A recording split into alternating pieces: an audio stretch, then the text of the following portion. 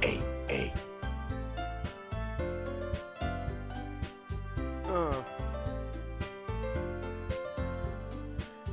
What's up, YouTube? Today, we are playing Doki Doki Literature Club. Now, I know absolutely nothing about this game. It's been out for, 7 years now? I know a lot of people played it. And I know a lot of people are scared of it. They're scared, disgust, whatever. I don't understand why. It looks like a normal dating sim to me. Well, let's start a new game. This is gonna pop up, because I gotta put in my name, so things gonna pop up, but we'll be right back.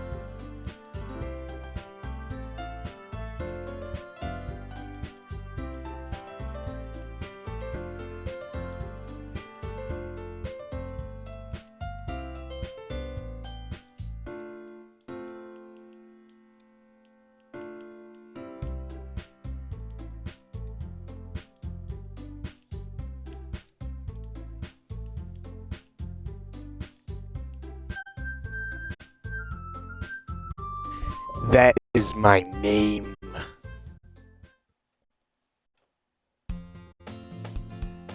Hey! I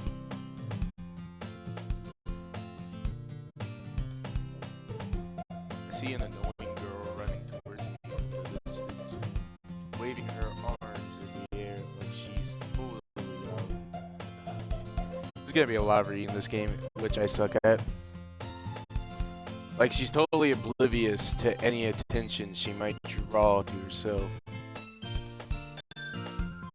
That girl Sayori, my neighbor, and good friends since we were children. You know the kind of friend you'd never see yourself making today? But it's just kind of works out because you've known each other for so long? We used to walk to school together on days like this. But starting around high school, she would oversleep more and more frequently. I would get tired of waiting up. But if she's going to chase after me like this, I almost feel better off running away. However, I just sigh in the ideal in front of the crosswalk. Let Sayori catch up to me.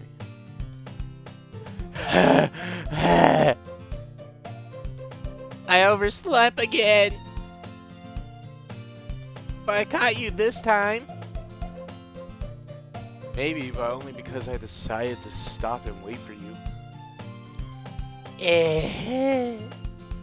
You say that like you were thinking about ignoring me.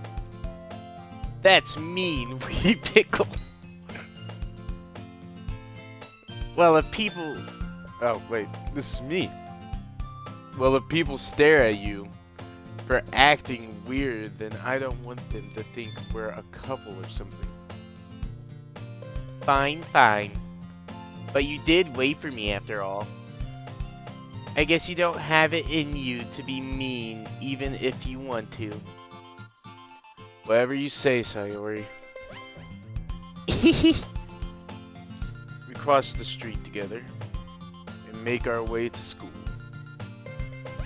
As we draw near the street, become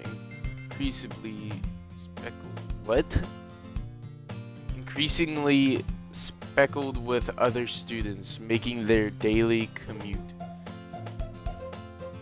By the way, we pickle. Have you decided on a club to join yet? A club? I told you already. I'm really not interested in joining any clubs. I haven't been looking either. That's not true. You told me you would join a club this year. Did I? I'm sure it's possible that I did. And what oh my gosh. Ah! In one of our many conversations where I dismissingly go along with whatever Sayori likes to worry a little too much about me, when I'm perfectly content just getting by on the average while spending my free time on games and anime. Uh-huh. I was talking about how I'm worried that you won't learn how to socialize or have any skills before college.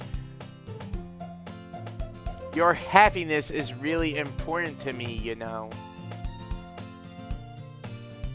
And I know you're happy now, but I die at the thought of you becoming a NEET in a few years because you're not used to the real world.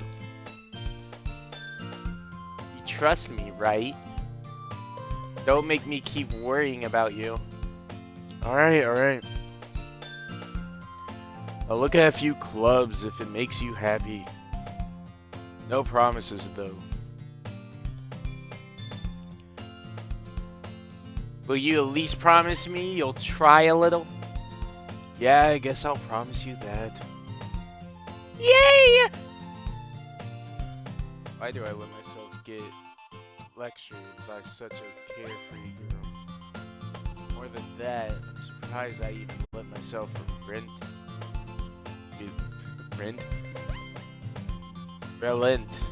to her. Relent? Is that word? I don't know. There's a lot of words I've never heard before. I guess seeing her worry so much about me makes me want to ease her mind at least a little bit. Even if she does exaggerate everything inside of her head. The school day has ordinary as, and it's over before I know it. After I pack up my things, I stare blankly at the wall, looking for an ounce of motivation. Clubs. Sayori wants me to check out some clubs. I guess I have no choice but to start with the anime club. Hello! Sayori must come into the classroom while I was spacing out. I look around and realize that I'm the only one left in the classroom. I thought I'd catch you coming out of the classroom, but I saw you sitting here and spacing out, so I came in. Honestly, you're even worse than me sometimes. I'm impressed. You don't need to wait up for me if it's going to make you late to your own club. Well, I thought you might need some encouragement. So, I thought, you know what? Well, that you could come to my club. Sayori? Yeah? There's no way I'm going to your club. Meanie. Sayori is vice president of the Literature Club. Not that I was ever aware that she had any interest in literature. In fact, I'm 99% sure she only did it because she thought it would be fun to help start a new club. Since she was the first one to show interest after the one who proposed the club, she inherited the title vice president. That said, my interest in literature is guaranteed to be even less. Yeah, I'm going to the anime club. Come on, please! Why do you care so much anyway? Well, I kinda told the club yesterday I would bring a new member. And Natsuki made cupcakes and everything. Don't make promises you can't keep. I can't tell if Sayori is really that much of an airhead or if she's so cunning as to have planned all of this out. I let out a long sigh.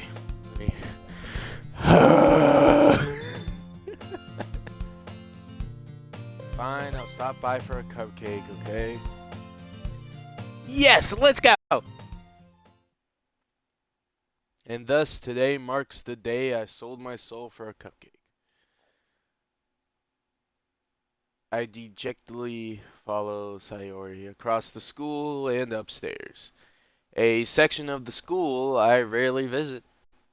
Sayori, full of energy, swings open the classroom door. Everyone! The new member is here! I told you, don't call me a new member. Oh, that was me. I told you, don't call me a new member.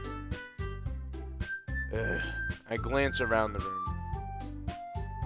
Welcome to the lecture club. It's a pleasure meeting you. Sayori always says nice things about you. Seriously? You brought a boy? Way to kill the atmosphere! Ah! Wee Pickle. What a nice surprise! Welcome to the club. All words escape me in this situation. This club is full of incredibly cute girls. What are you looking at? If you want to say something, say it. Sorry. Natsuki. The girl with the sour attitude, whose name is apparently Natsuki, is one I don't recognize. Her small figure makes her look like a first-year student. She's also the one who made the cupcakes, according to Sayori. You can just ignore her when she gets moody. Sayori says... Oh my gosh, there's so many in the...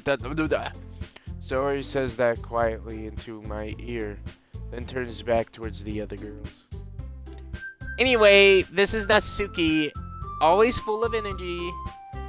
And this is Yuri, the smartest in the club. Don't say things like that. Yuri, who appears comparable, more mature and timid, seems to have a hard time keeping up with people like Sayori and Natsuki. Well, it's nice to meet both of you. And it sounds like you already know Monica, is that right? That's right. It's great to see you again, Wee Pickle. Monica smiles sweetly. We don't know each other well. We rarely talk, but we were in the same class last year. Monica was probably the most popular girl in class. Smart, beautiful, athletic. Basically, completely out of my league. So having her smile at me so genuinely feels a little... You too? Oh wait. You too, Monica? Come sit down, Wee Pickle. We made room for you at the table, so you can sit next to me or Monica. I'll get the cupcakes.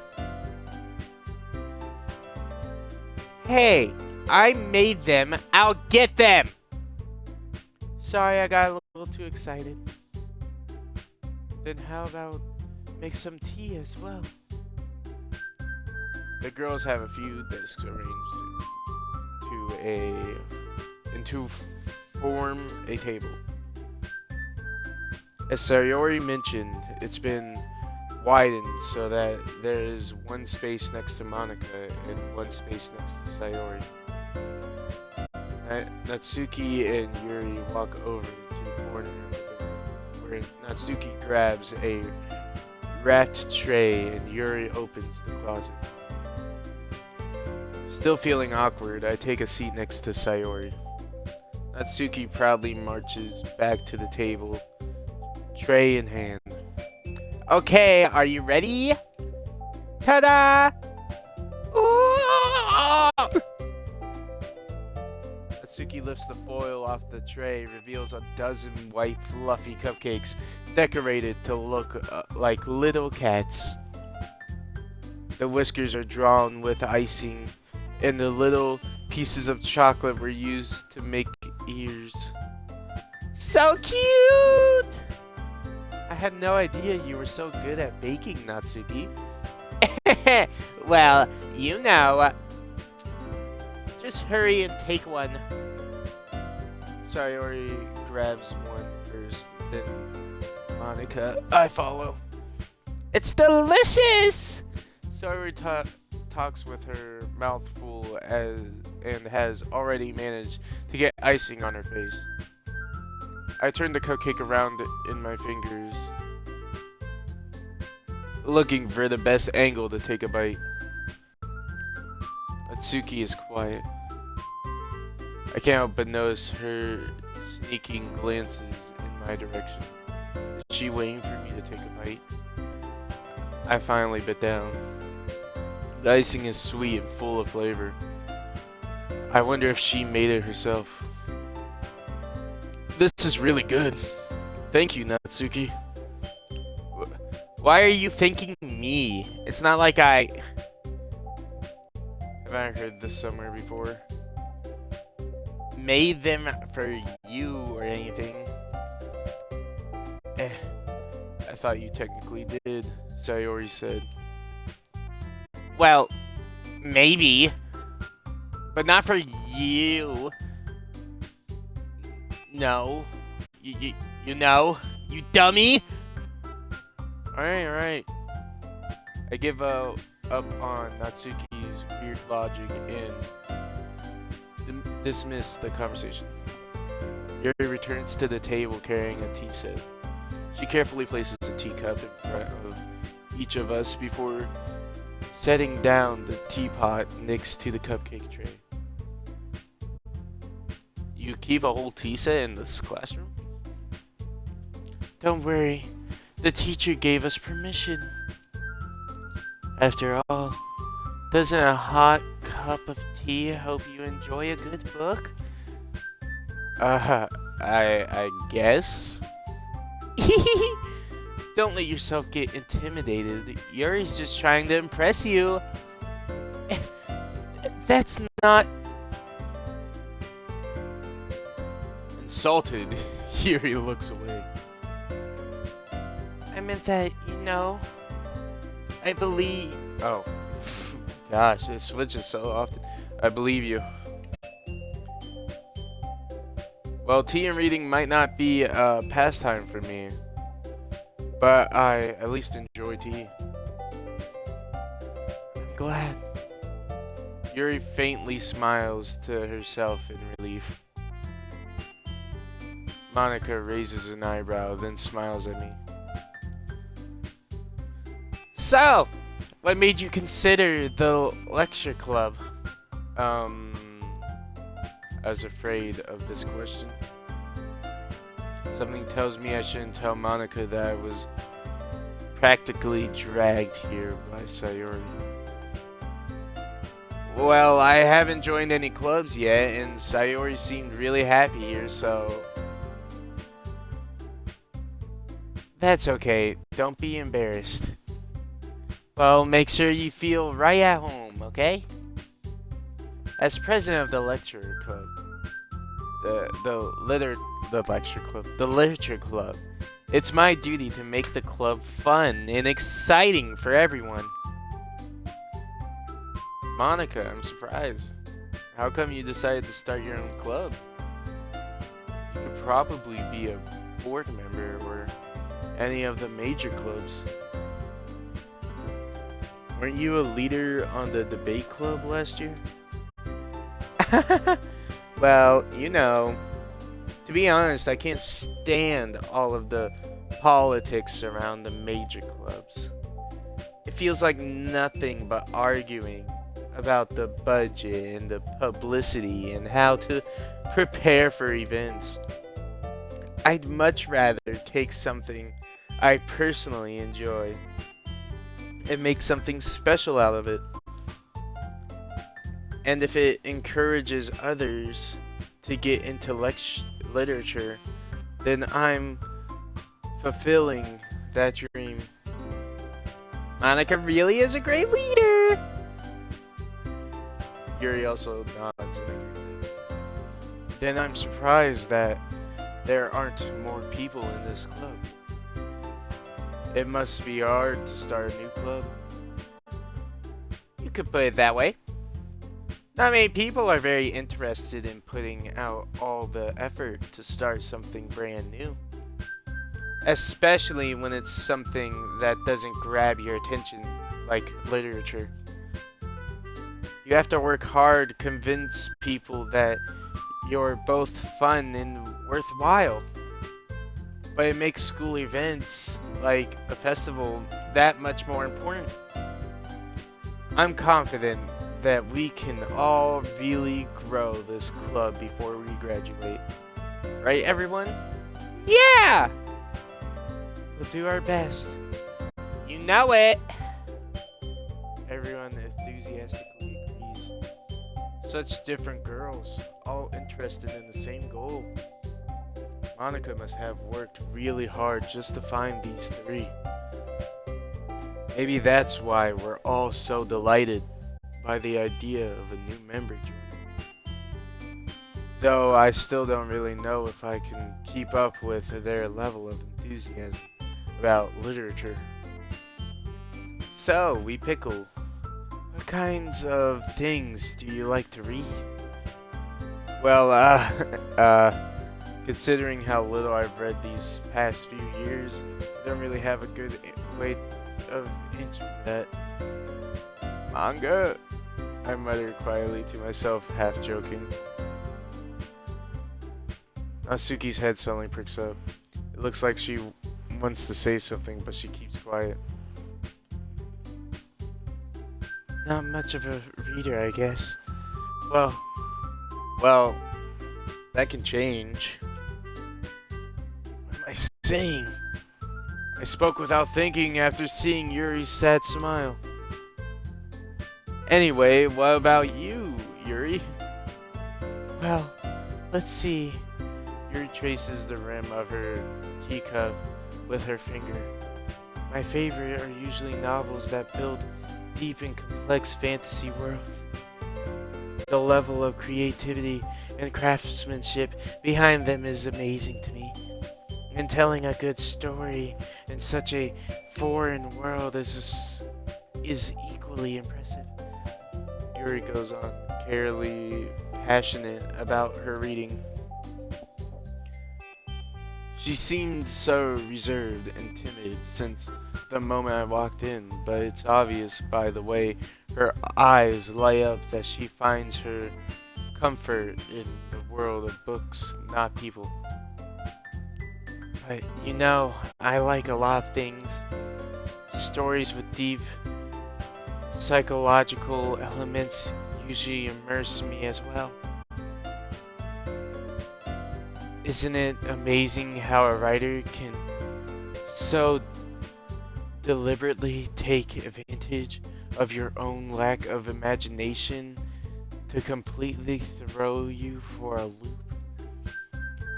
Anyway, I've been reading a lot of horror lately. I read horror books once. I read horror books once. I read a horror book once. I desperately grasp something I can relate to at the minimum level. At this rate, Yuri might as well have a conversation with a rock. Really? I wouldn't have expected that, Yuri. For someone as gentle as you. I guess you could say that. But if a story makes me think, or takes me to another world, then I really can't put it down. Sure, surreal horror is often a very successful at changing the way you look at the world, if only for a brief moment. Ugh, I hate horror. Oh, why is that? Well, Natsuki's eyes dart over to me for a split second. Never mind. That's right. You usually like to write about cute things. Don't you, Natsuki? What? What gives you that idea? You left a piece of scrap paper behind last club meeting. It looked like you were working on a poem called... Don't say it out loud! Give that back! Fine, fine. Your cupcakes, your poems. Everything you do is just as cute as you are. Sayori sideless up behind Natsuki and puts her hand on her shoulders. I'm not cute! Natsuki, you write your own poems? Well, I guess sometimes. Why do you care? I think that's impressive. Why don't you share them sometime? No. Natsuki averts her eyes. You wouldn't like them. Not a very confident writer yet. I understand how Natsuki feels. Sharing that level of writing takes more than just confidence. The trust form of writing is writing on to oneself. You must be willing to open up to your readers, exposing your vulnerabilities and showing even the deepest reaches of your heart. Do you have writing experience too, Yuri? Maybe if you share some of your work, you can set an example and help Natsuki feel comfortable enough to share hers. I guess it's the same for Yuri. I wanted to read everyone's poems. We all sit in silence for a moment. Okay, I have an idea, everyone. Natsuki and Yuri look quizzically at Monika. Let's all go home and write a poem of our own. Then, next we meet, we'll all share them with each other. That way, everyone is even. Yay! Let's do it! Plus, now that we have a new member, I think it will help us all get a little more comfortable with each other and strengthen the bond of the club. Isn't that right, Wheat Pickle? Monika smiles warmly at me once again. Hold on, there's still one problem. What's that? Now that we're back to the original topic of me joining the club, I bluntly come forth with what's been on my mind the entire time. I never said I would join the club. Sayori may have convinced me to stop by, but I never made any decision. I still have other clubs to look at, and I lose my train of thought. All four girls stare back at me with dejected eyes. But I'm sorry, I thought, we pickle. You all. I'm defenseless against these girls. How am I supposed to make a clear-headed decision when it's like this? That is, if writing poems is the price I need to pay in order to spend every day with these beautiful girls. Right. Okay, I've decided then. I'll join the literature club. One by one, the girls' eyes light up. Yes, I'm so happy! Sayori wraps her arms around me, jumping up and down. Hey. You really did scare me for a moment. If you really just came for the cupcakes, I would be super pissed. Then that makes it official. Welcome to the literature club. Thanks, I guess. Okay, everyone. I think with that, we can officially end today's meeting on a good note. Everyone remember tonight's assignment. Write a poem to bring to the next meeting so we can all share. Monica looks over at me once more. Wee Pickle, I look forward to seeing how you express yourself. Yeah. Can I really impress the class? Star, Monica, with my mediocre writing skills? I already feel the anxiety welling up inside me. Meanwhile, the girls continue to chit-chat as Yuri and Natsuki clean up their food. Hey, Wee Pickle. Since we're already here, do you want to walk home together? That's right, Sayori and I never walked home together anymore. Because she's always stayed after school for clubs. Sure, might as well. Yay! With that, the two of us depart the club room and make our way home. The whole way, my mind wanders back and forth between the four girls. Sayori, Natsuki, Yuri, and of course Monica. Will I really be happy spending every day after school in a literature club? Perhaps I'll have the chance to grow closer to one of these girls. Alright. I just need to make the most of my circumstances, and I'm sure good fortune will find me. And I guess that starts with writing a poem tonight. It's time to write a poem. Pick words you think favorite club members will like. Something good might happen with whoever likes your poem the most. Socks. Okay, how do I save? Okay, that's how I save.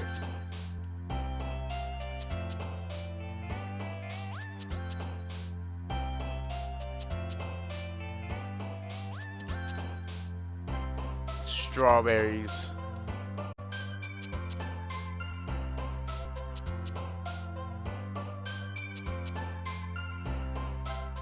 Smile.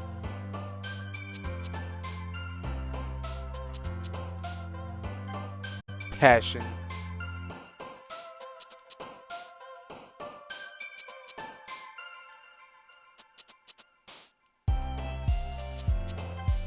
Peaceful.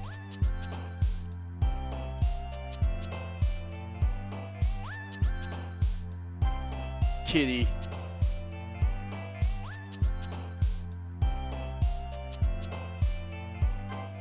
Wrath.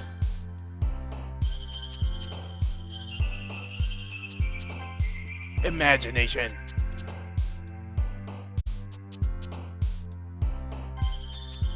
Friends. Hope.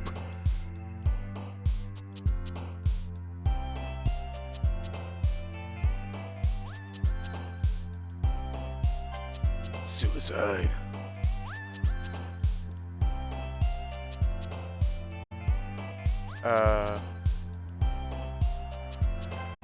Love.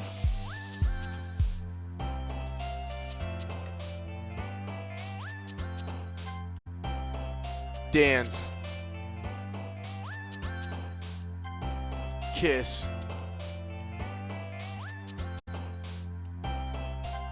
Puppies.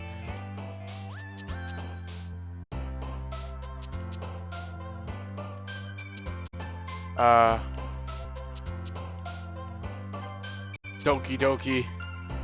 We'll use the title.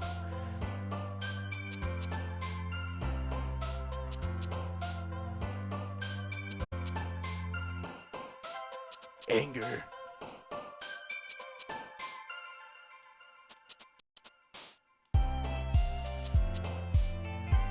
Inferno. Lust.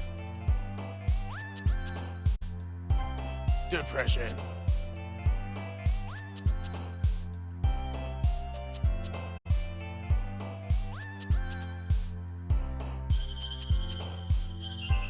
Crimson.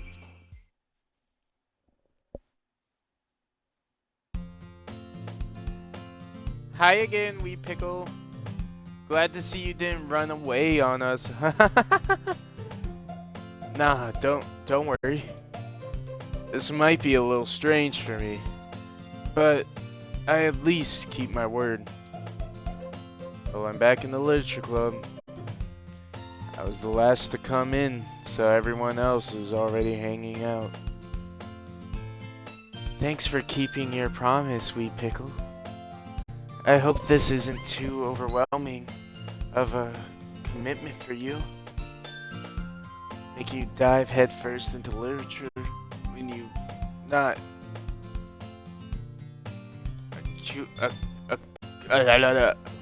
accustomed to it. Oh, come on! Like he deserves any slack. Sayori told me you didn't even want to join any clubs this year. And last year too. I don't know if you plan to just come here and hang out or what. But if you don't take us seriously, then you won't see the end of it.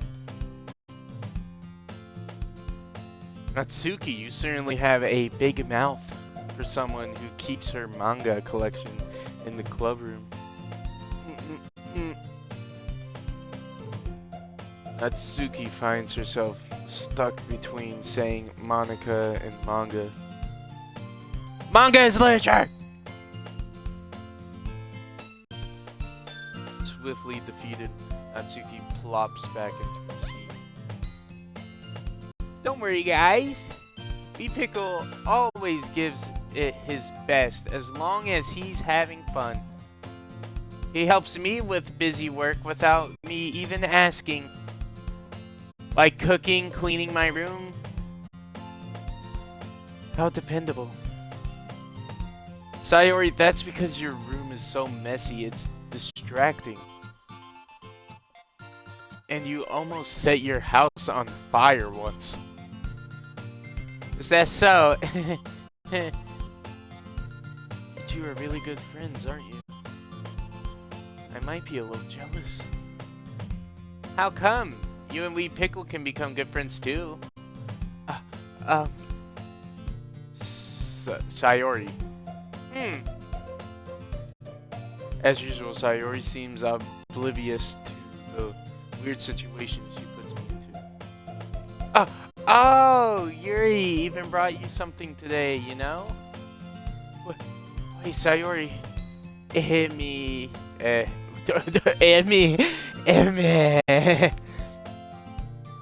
Me?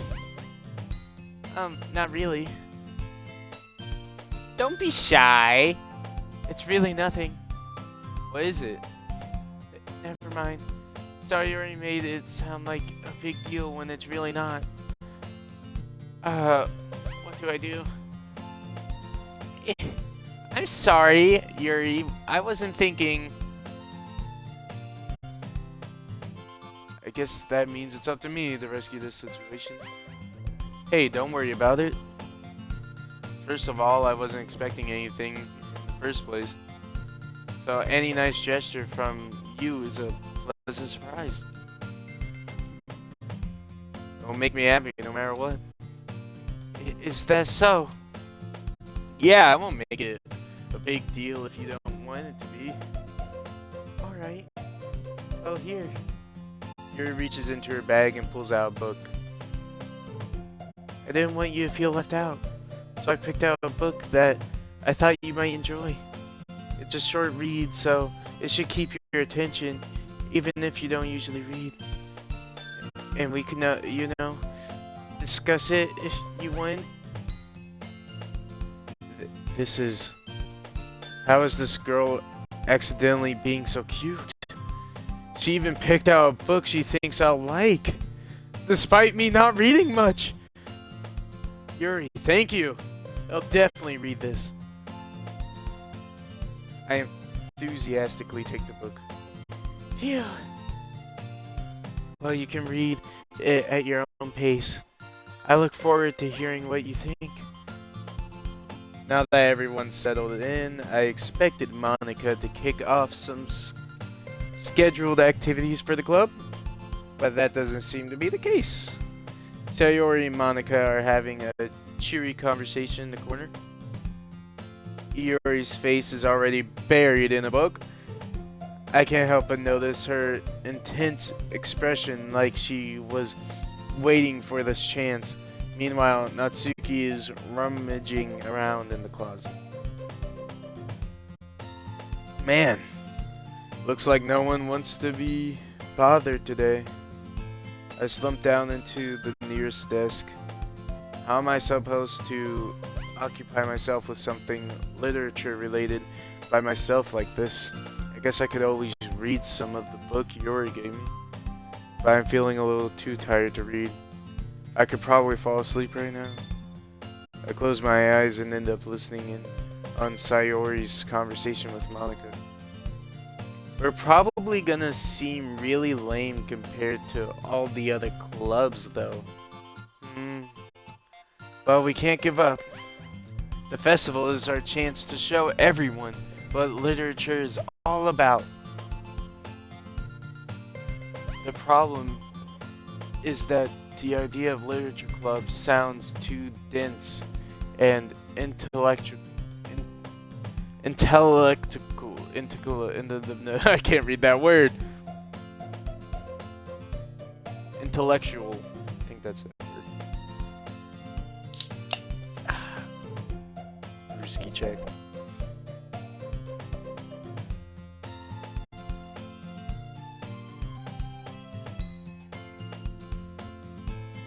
But it's not like that at all, you know. We just need a way of showing that to everyone. Something that speaks to their creative minds. That doesn't solve the problem, though. What do you mean? Even if we come up with the most fun thing ever, nobody will come in the first place if it's a literature event. So it's more important to figure out how to get people to show up in the first place, you know?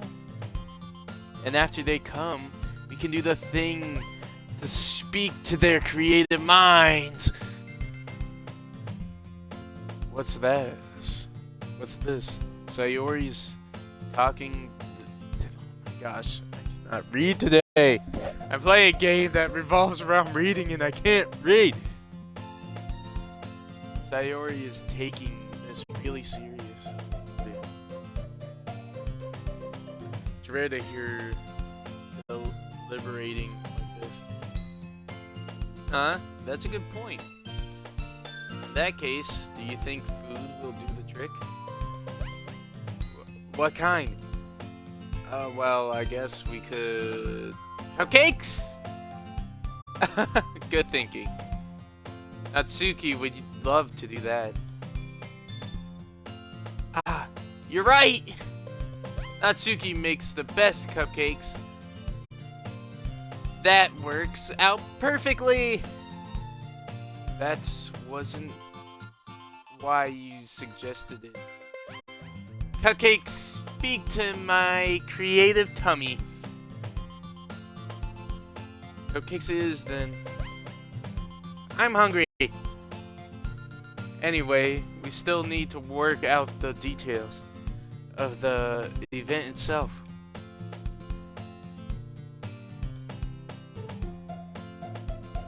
I find myself smiling. In the end, Sayori is still her usual self. But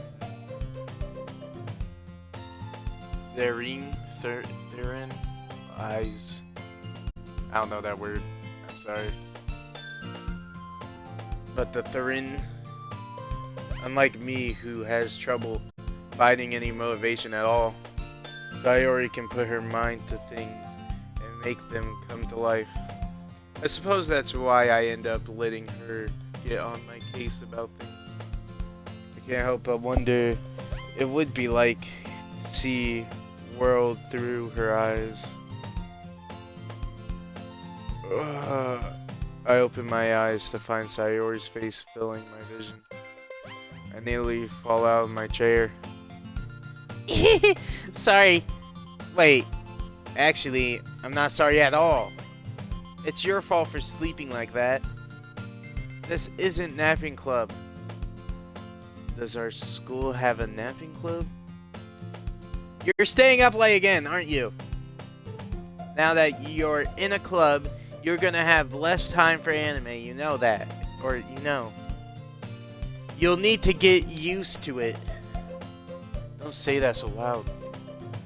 I glance over my shoulder to see if Monica overheard. It's true, though. Yeah. I know.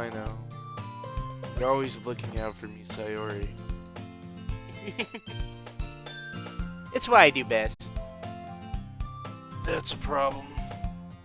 What about you? You look out for me better than you look out for yourself. You're still oversleeping every day, aren't you?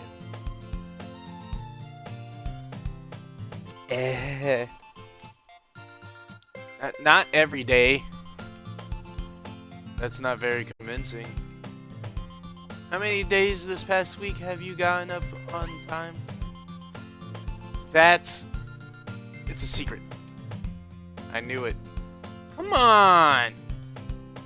At least give me the benefit of the doubt. I can't even do that. Look, Sayori is writing all over you.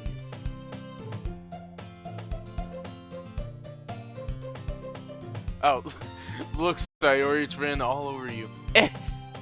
Sayori glances around at herself. How is it written all over me? You were clearly in a rush this morning. Look, your hair is sticking out all around. Ah! I run my fingertips down the side of Sayori's hair, trying to straighten it out.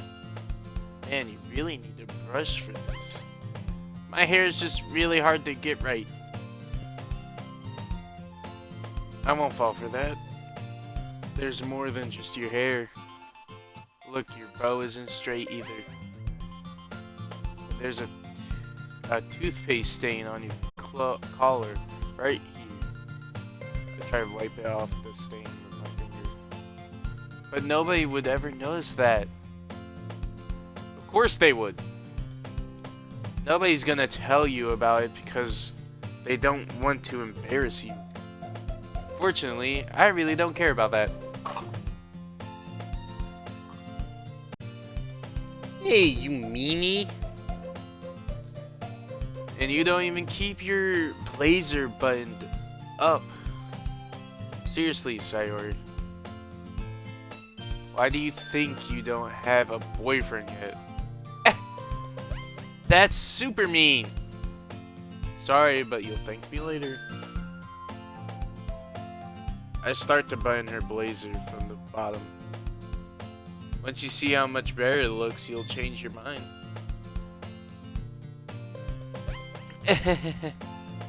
This is so funny.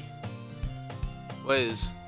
Well, I was just thinking how weird it is to have a friend who does these kinds of things. Don't say that. It'll make me feel weird about it, stupid. It's okay though. I'm happy we're like this. Aren't you? I guess. Hey, be careful. The button might come off. Why is this one so hard to close? I struggle to fully close the button near her chest. Does this thing even fit you properly? It did when I bought it. If you ever buttoned it, you would have noticed sooner that it doesn't fit you anymore. What are you smiling about? Oh my gosh. It means my boobs got bigger again. Don't say that out loud. Anyway, you look much better now, so... Why does it feel strange to see Sayori's blazer buttoned up like that? But it's so stuffy. It's not worth it all. Sayori hastily unbuttons her blazer once more. Phew! That's so much better. Sayori puts her arm out and twirls around. So if you keep it unbuttoned, then I won't get a boyfriend, right? What kind of logic is that? And why are you saying that like it's a good thing? Because if I had a boyfriend, then he wouldn't even let you do things like this. And you take care of me better than anyone else would anyway. So that's why I'm keeping it unbuttoned. Stop saying all these embarrassing things. I didn't say anything embarrassing. Jeez. Well, anyway, just focus on trying to wake up a little earlier. Only if you focus on going to bed earlier. Fine. It's a deal. I guess we really are better at taking care of each other than we are at taking care of ourselves. Yeah, I guess so, huh? So maybe you should come wake me up in the morning. You're doing it again, Sayori. Oh, but I was joking this time. Man, it's impossible to tell with you sometimes. Okay, everyone. Monica suddenly calls out. Why don't we share the poems we wrote now? Yay! Lee Pickle, I can't wait to read yours. Yeah, same. I fail to sound enthusiastic, but Sayori still trots away to retrieve her poem. By the way, did you remember to write a poem last night? Yeah. My relaxation ends. I can't believe I agreed to do something so embarrassing. I couldn't really find much inspiration since I've never really done this before. Well, now that everyone's ready, why don't you find someone to share with? I can't wait! Sayori and Monica enthusiastically pull out their poems. Sayori is on a wrinkled sheet of loose leaf torn from a spiral notebook. On the other hand, Monica wrote hers in a composition notebook. I can already see Monica pristine handwriting with Where I Sit. Natsuki and Yuri reluctantly comply as well, reaching into their bags. I do the same myself. Who should I show my poem to first? We gotta go Sayori.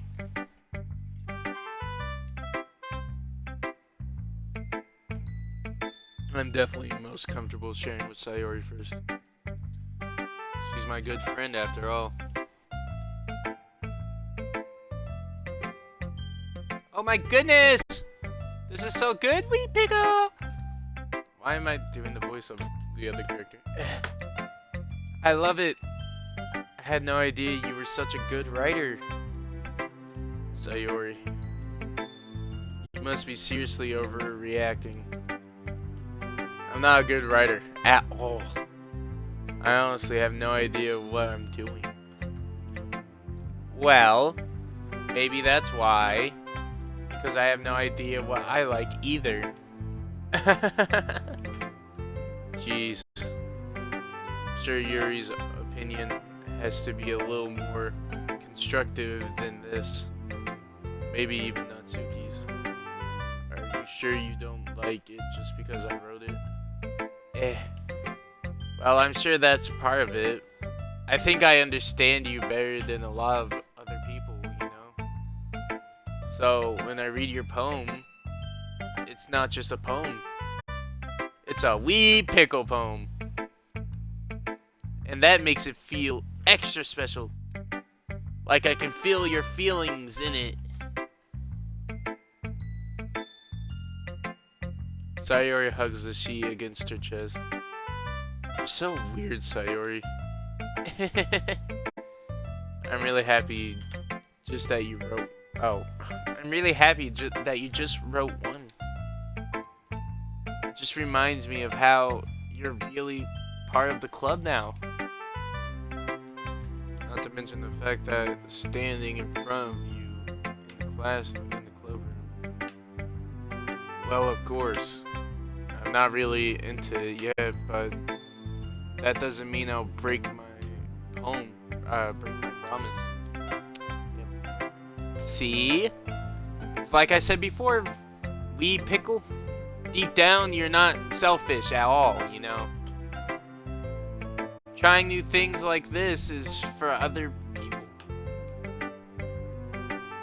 That's something that only really good people do. Thanks, Sayori. I'm not sure if Sayori sees the full picture of my motive here.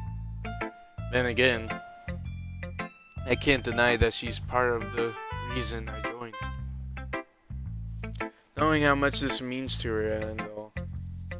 Yeah. And I'm gonna make sure you have a lot of fun here, okay? That will be my way of thanking you. Alright, I'm going to hold you to that then. Yay! Now you'll read my poem too, right? Don't worry, I'm really bad at this. We'll see about that.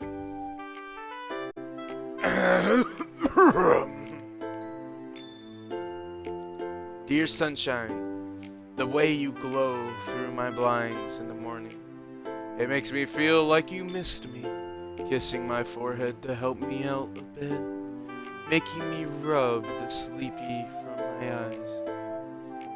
Are you asking me to come out and play? Are you trusting me to wish away a rainy day?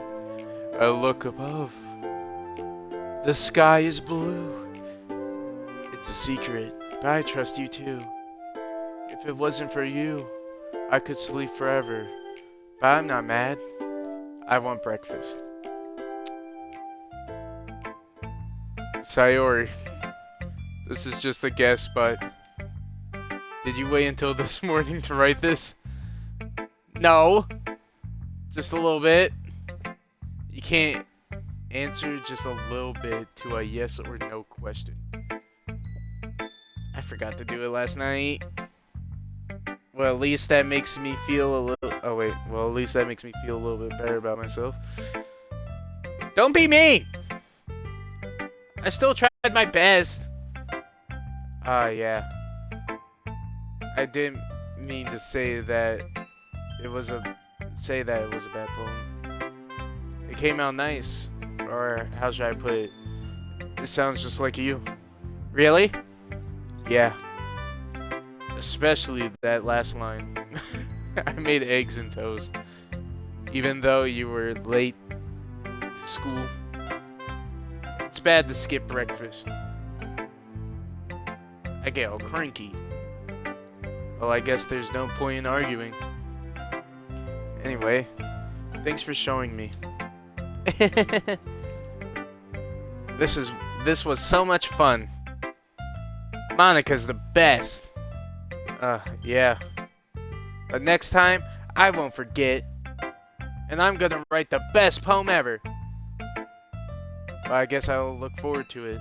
But I'm gonna be king of the pirates, so. Let's do Yuri.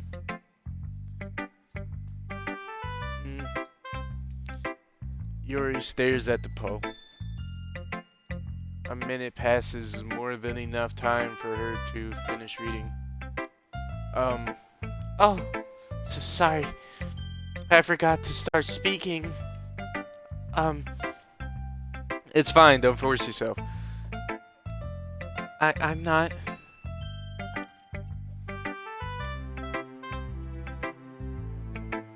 I just need to put my thoughts into words.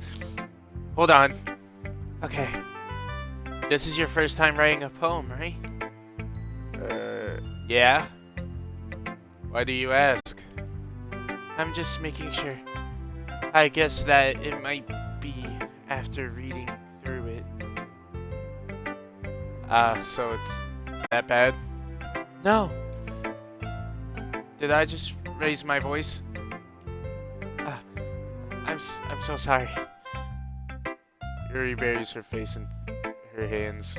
I couldn't help but notice that it's several minutes and we really haven't gotten anywhere. It might take Yuri a while to get used to new people. It's fine. I really didn't notice. What were you saying? Right, it's just that there are specific writing habits that are usually typical of new writers. And having been through that myself, I kind of learned to pick up on them. I think the most noticeable thing I recognize in new writers is that they try to make their style very deliberate. In other words, they tend to pick a writing style separate from the topic matter, and they fit the two together. The end result is that both the style and the expressionists are weakened. Once Yuri finds her train of thought, it's as if her mirror totally changes. Her stammering is completely gone, and she sounds like an expert. Of course, that's not something you can be blamed for. There are so many different skills and techniques that go into writing even a simple poem.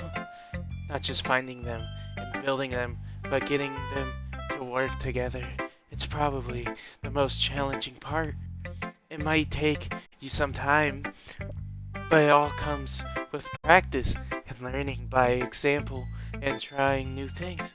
I also hope that everyone else in the club gives you valuable feedback. Natsuki can be a little based though. Oh, biased. Biased how? Well, never mind. I shouldn't be talking about people like that. Sorry. It's fine. I'm not sure if Yuri is apologizing to herself, to me, or to Natsuki. Do you mind if I read your poem now? Please do. I'd love to share my thought process behind it. Yuri smiles dreamingly, as if that's a rare opportunity for her, which itself is kind of funny. After all, isn't this supposed to be a literature club? Oh, this is gonna be hard. I can't read cursive. Ghost under the light.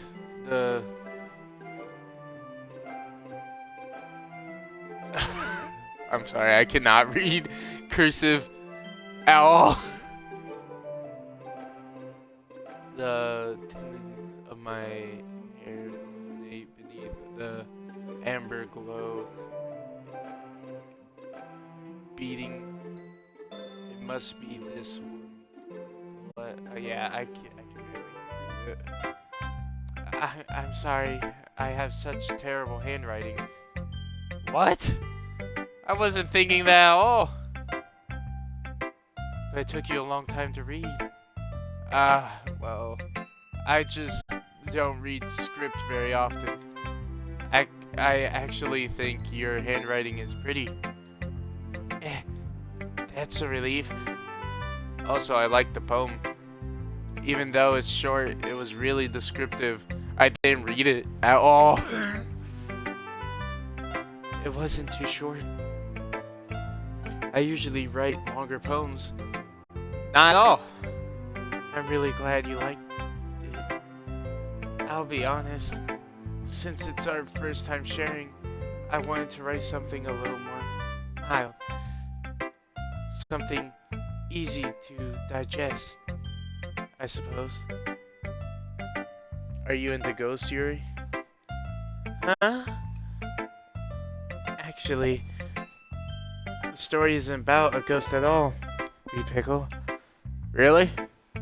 I must have totally missed the point. Well, I suppose you did only glance over it after all. But remember that poets often express their own thoughts, feelings, and experiences in their work. They usually do more than tell a simple story or paint a picture. In this case, perhaps the subject of the poem is only being symbolically compared to a ghost, lingering in her last remaining place of comfort, unable to let go of the past, and soon to be left with nothing. That's a lot of solemn putting it that way. I hadn't even thought of that. That's impressive. It's nothing really. Well, it makes me happy that you think that. Just remember that it won't be long before you pick up these things too. Yeah, maybe you're right. I guess I'll have to keep trying. I'm counting on you. We'll save Monica for last. Well, it's about what I expected from someone like you. That's a little blunt. Well, excuse me. It's not like I said it was bad. It just didn't evoke any emotion. So basically, it's not cute enough for your taste. Do you want to get smacked? I'll pass. Well, anyway, I guess I need to show you mine. Not that you'll like it. Okay, I can read this. Eagles can fly. Monkeys can climb. Crickets can leap. Horses can race. Owls can speak. Cheetahs can run. Eagles can fly. People can try. But that's about it. Yeah. I told you that you weren't gonna like it. I like it. What? Just be honest. I am. Why are you so convinced that I wouldn't like it? Well, because everyone in high school thinks that writing has to be all so sophisticated and stuff. So people don't even take my writing serious. But isn't that the point of the poems? For people to express themselves? Your writing style wouldn't make your message any less valid. Yes, exactly. I like when it's easy to read, but it hits you hard. Or it hits you hard. Like in this poem, seeing everyone around you do great things can be really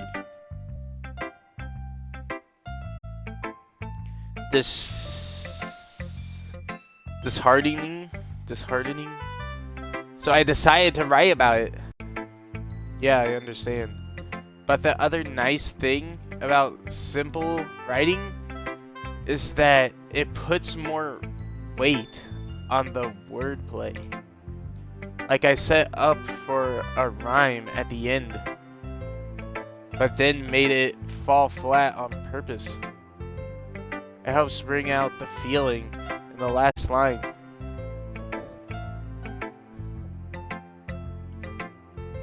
So you did. I guess more went into it than I realized. That's what it means to be a pro. I'm glad you learned something. Didn't expect that from the youngest one here, did you? Yeah, I guess not. Decided to humor her with that last comment. I don't really care how old everyone is, but if Natsuki is feeling proud of then I won't take that away from her. Who should I... Man! This is a really hard decision, guys. This is really hard. Who should I share it with, guys? It's a really hard decision right now. A really hard decision.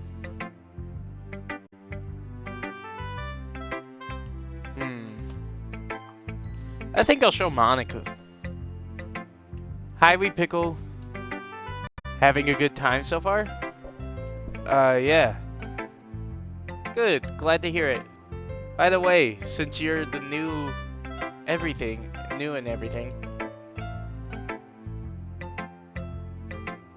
if you ever have any suggestions for the club, like new activities or things we can do better, I'm always listening. Don't be afraid to bring things up, okay? Alright, I'll keep that in mind. Of course, I'll be afraid to bring things up. I'm much better off just going with the flow until I'm more settled in. Anyway, want to share your poem with me? It's kind of embarrassing, but I guess I have to. Don't worry, Wee Pickle. We're all a little embarrassed today, you know. But it's that sort of barrier that we'll all learn to get past soon. Yeah, that's true. I hand Monica my poem. I like this one. It makes me think of something Sayori would like. Is that so? You and Sayori are really good friends, right? I wouldn't be surprised if you had those sorts of things in common. Well, we may be good friends, but Sayori and I act actually really different. Well, that may be the case, but maybe there are also some similarities that you wouldn't expect. The way she talks about you, it sounds like the two of you really care about each other.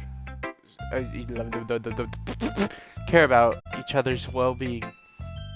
Even if you show it in different ways, it ends up being more similar than you'd think.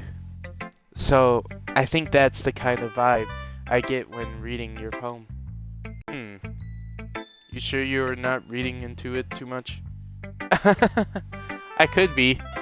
Oh gosh, I sound like Yuri. But in any case, Sayori's writing has kind of a gentle feel to it. I can tell that she likes exploring with emotions, like happiness and sadness. Who knew that someone so happy would enjoy sad things too? Yeah, that's totally unexpected. Well, to each their own. And you shouldn't be afraid to experiment a little bit either. I'm sure I'll end up trying different things a lot. It could take a while before I feel comfortable doing this. That's okay. I'd love to see you try a new thing. That's the best way to find the kind of style that suits you. Everyone else might be a little bit biased for their own kinds of styles, but I'll always help you find what suits you the most. So don't force yourself to write the way everyone else wants you to write. It's not like you have to worry about impressing them or anything. Anyway, why'd she twice? Anyway, do you want to read my poem now? Don't worry, I'm not very good. You sound pretty confident for someone who claims to not be very good. Oh, that's because I have the sound confident.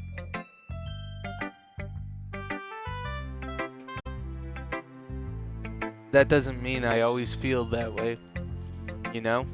I see. Well, let's read it then. Hole in the wall. It couldn't have been me. See the direction the spackle protrudes? A noisy neighbor, an angry boyfriend. I'll never know. I wasn't home. I peer inside for a clue. No, I can't see a real blind, like a film left out in the sun. But it's too late. My retinas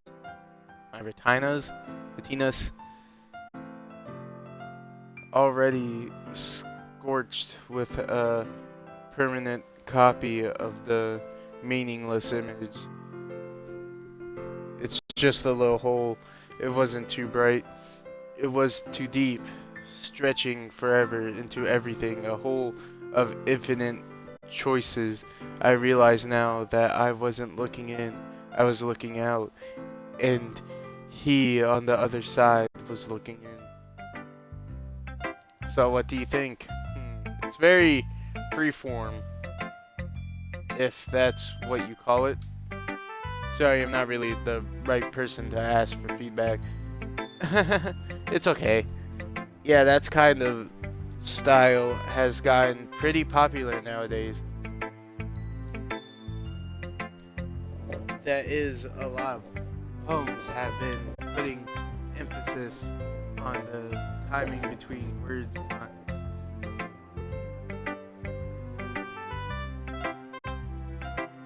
When performed out loud, it can be really powerful. What was the inspiration behind this one? Ah!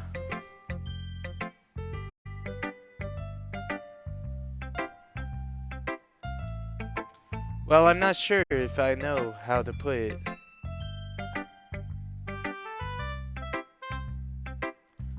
I guess you could say that I had some kind of epiphany recently.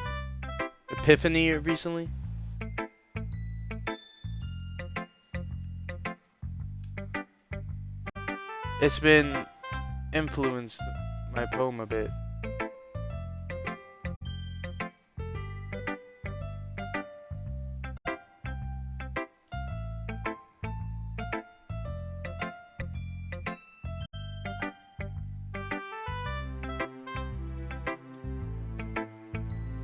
An epiphany?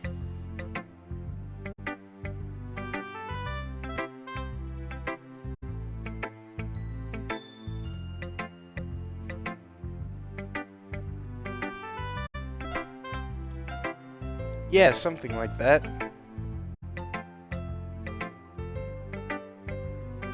I'm kind of nervous to talk about deep stuff like that because it's kind of coming on strongly. Maybe after everyone is better friends with each other. Anyway, here's Monica's writing tip of the day. Sometimes when you're writing a poem or a story, your brain gets too fixated on a specific point.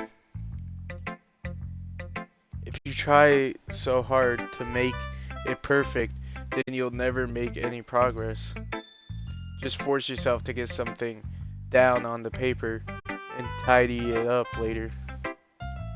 Another way to think about it is this.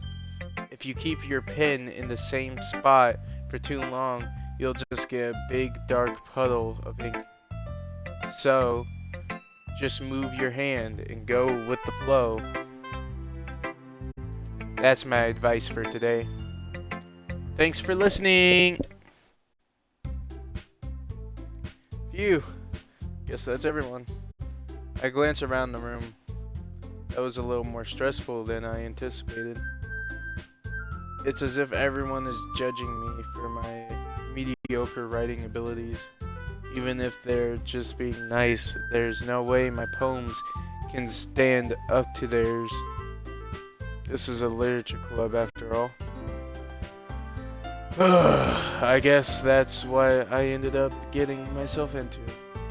Across the room, Sayori and Monica are happily chatting. My eyes land on Yuri and Natsuki. They gingerly exchange sheets of paper, sharing their respective poems. As they read into them, I watch each. Skip that. Too big. Natsuki's eyebrows furrow in frustration. Meanwhile, Yuri smiles sadly. What's with this language? Did you say something? Oh, it's nothing. Natsuki Mrs. Lee returns the poem to the desk with one hand. I guess you could say it's fancy. Thanks. Yours is cute. Cute? Did you completely miss the symbolism or something? It's clearly about the feeling of giving up. How can that be cute? I know that. I just meant the language, I guess. I was trying to say something nice. You mean you have to try that hard to come up with something nice to say? Thanks, but it really didn't come out nice at all. Well, I do have a couple suggestions. If I was looking for suggestions, I would have asked someone who actually liked it. Which people did, by the way. Sayori liked it, and Wee Pickle did, too. So based on that, I'll gladly give you some suggestions of my own. First of all, excuse me, I appreciate the offer, but I've spent a long time establishing my writing style. I don't expect it to change anytime soon, unless of course I come across something particularly inspiring, which I haven't yet. And Wee Pickle liked my poem too, you know. He even told me he was impressed by it. Natsuki suddenly stands up. Oh? I didn't realize you were so invested in trying to impress our new member, Yuri. That's not why. You're just... Yuri stands up as well. Maybe you're just jealous that Wee Pickle appreciates my advice more than he appreciated yours. Huh? And how do you know he did appreciate my advice more? Are you that full of yourself? No. If I was full of myself, I wouldn't deliberately go out of my way to make everything I do overly cutesy. Is everyone okay? Well, you know what? I wasn't the one whose boobs magically grew a size bigger as soon as Wee Pickle started showing up. Natsuki. Natsuki, that was a little... This doesn't involve you. I don't like fighting, guys. Suddenly, both girls turned towards me as if they just noticed I was standing there. Wee Pickle. She's just trying to make me look bad. That's not true. She started it. If she could get over herself and learn to appreciate that simple writing is more effective, then this wouldn't have happened in the first place. What's the point in making your poems all convoluted for no reason? The meaning should jump out at the reader, not force them to have to figure it out. Help me explain that to her, Wee Pickle.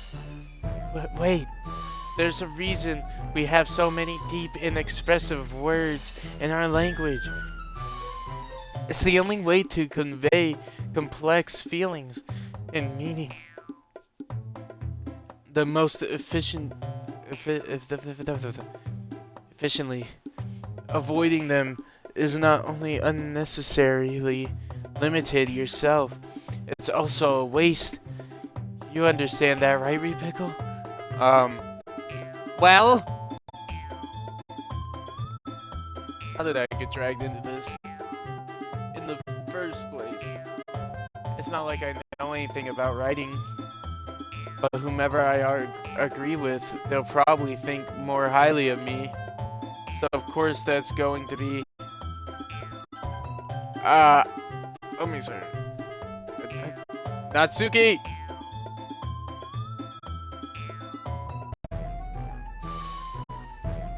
Natsuki glares at me, drying up any words I had in my mouth.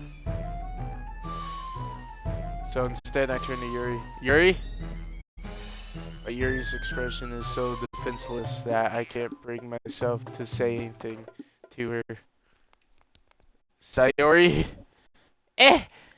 Yeah! Everyone's fighting is making Sayori uncomfortable. How can the two of you keep fighting when you know you're making your friend feel like this? Me pickle. Well, that's her problem. This isn't about her. I agree. It's unfair for others to inject their own feelings into our conflict. Yeah, unless Sayori wants to tell Yuri what a stick-up jerk she's being.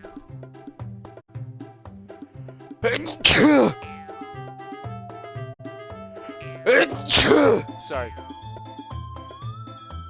She would never. It's your immaturity that's made her upset in the first place. Excuse me! Are you listening to yourself? This is exactly why. Exactly why nobody likes... Stop! Natsuki, Yuri, you guys are my friends. I just want everyone to get along and be happy. My friends are wonderful people. And I love them because of their differences. Atsuki's poem. They're amazing because they give you so many feelings with just a few words. And Yuri's poems are amazing because they paint beautiful pictures in your head. Everyone's so talented. So why are we fighting? Because... Well... Also, Natsuki's cute and there's nothing wrong with that. And Yuri's boobs are the same as they always were. Big and beautiful.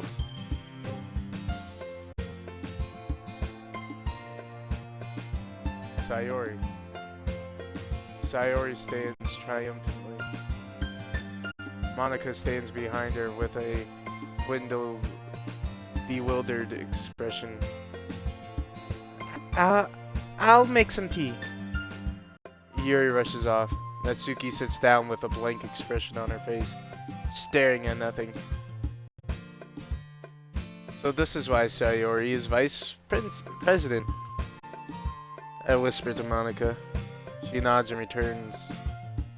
To be honest, I might come off as a good leader, and I can organize things, but I'm not very good with people. I couldn't even bring myself to interject. As president, that's kind of embarrassing of me. Nah, it's not like I can blame you. I wasn't able to say anything either. Well, I guess that just means Sayori is amazing in her own ways, isn't she? You could say that. She might be an airhead, but sometimes it's weirdly suspicious that she knows exactly what she's doing. I see. Take good care of her, okay? I would hate to see her get herself hurt. That makes two of us. You can count on me. Monica smiles sweetly at me, causing my stomach to knot. Such a genuine person really does make a good president, regardless of what she says. If only I could get the chance to if only I could get the chance to talk to her a little more. Okay, everyone.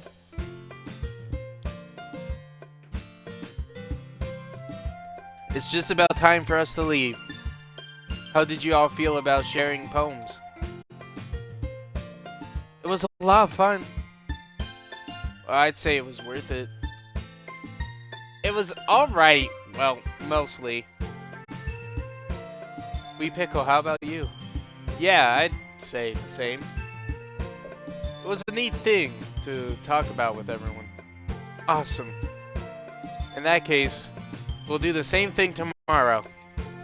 And maybe you learn something from your friends too. So your poems will turn out even better. I think to myself, I did learn a little more about the kinds of poems everyone else likes. If any luck, that means I can at least do a better job impressing those I want to impress.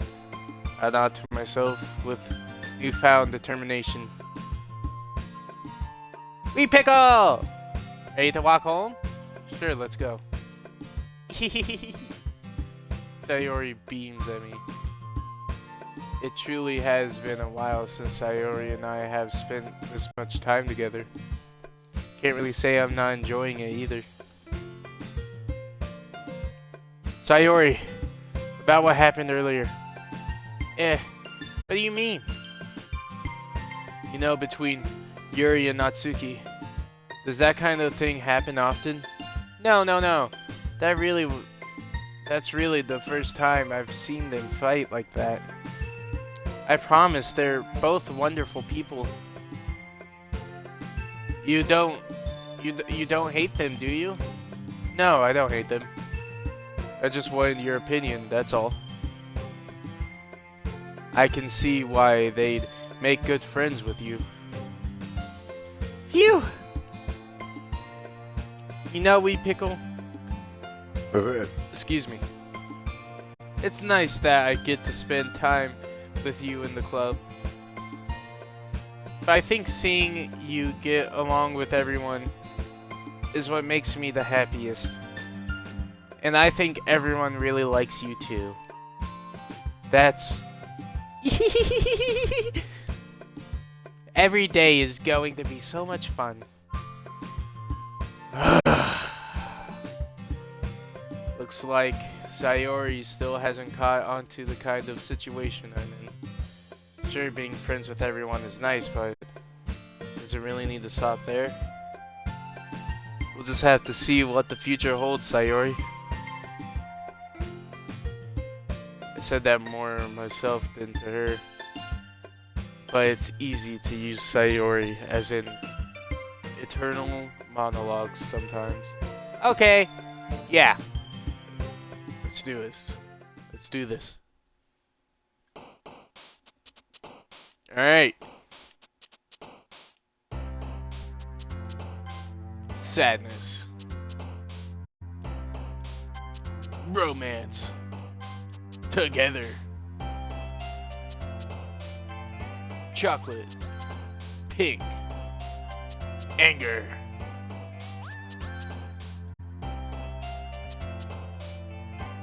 Marriage. Death.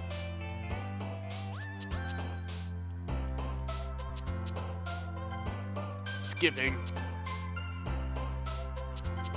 Daydream. Climax. Vitality. Philosophy.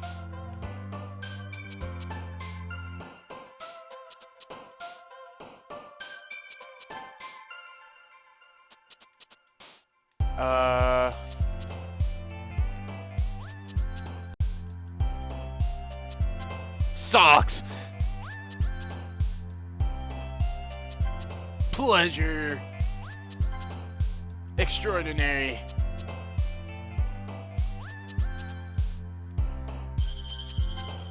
Determination. Dark.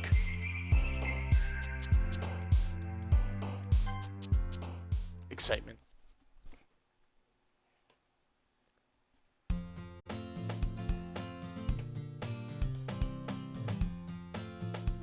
Another day passes.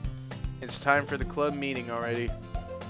I've gotten a little bit more comfortable here over the past couple days. Entering the club room, the usual scene greets me. Hi, Wee Pickle! Yo, Sayori. Looks like you're in a good mood today.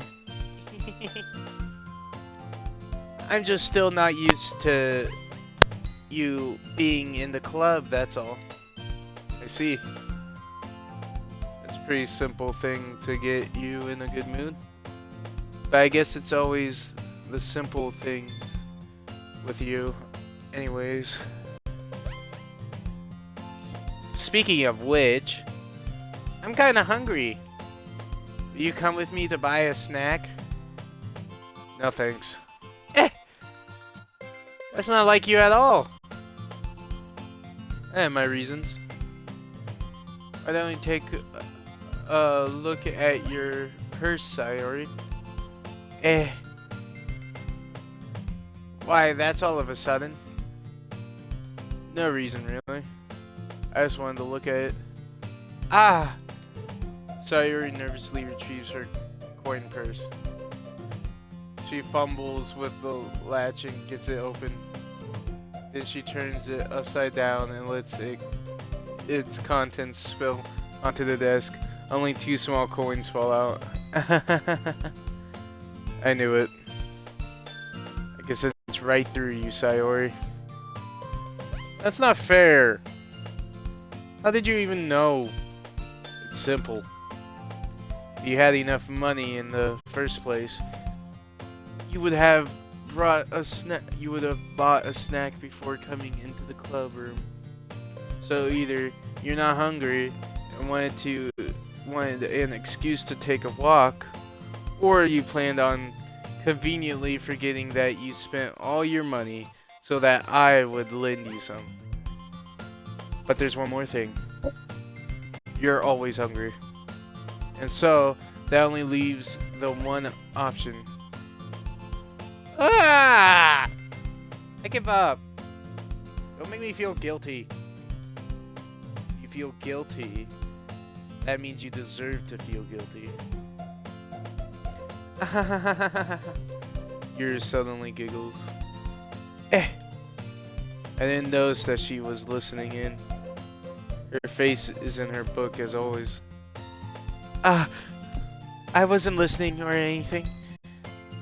It was just something in my book. Yuri, tell me Pickle to let me borrow some money. Don't get me involved like that, Sayori.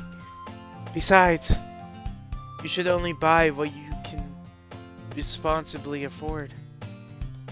And frankly, after pulling as a mischievous little stunt like that, you surely is fair enough retribution. Did I just... I didn't mean that. I got too absorbed into my book. I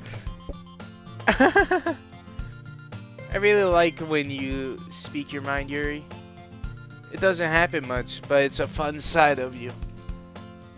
There's no way you couldn't think that.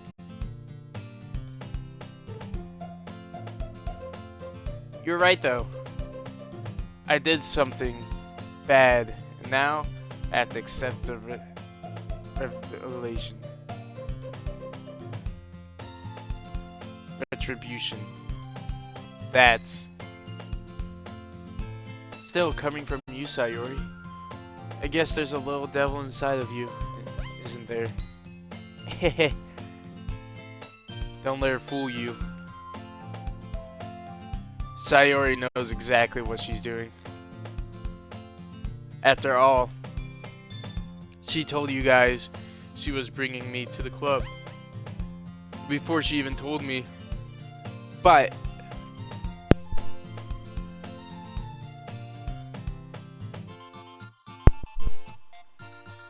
you wouldn't have come if I weren't for the cupcakes, if it weren't for the cupcake.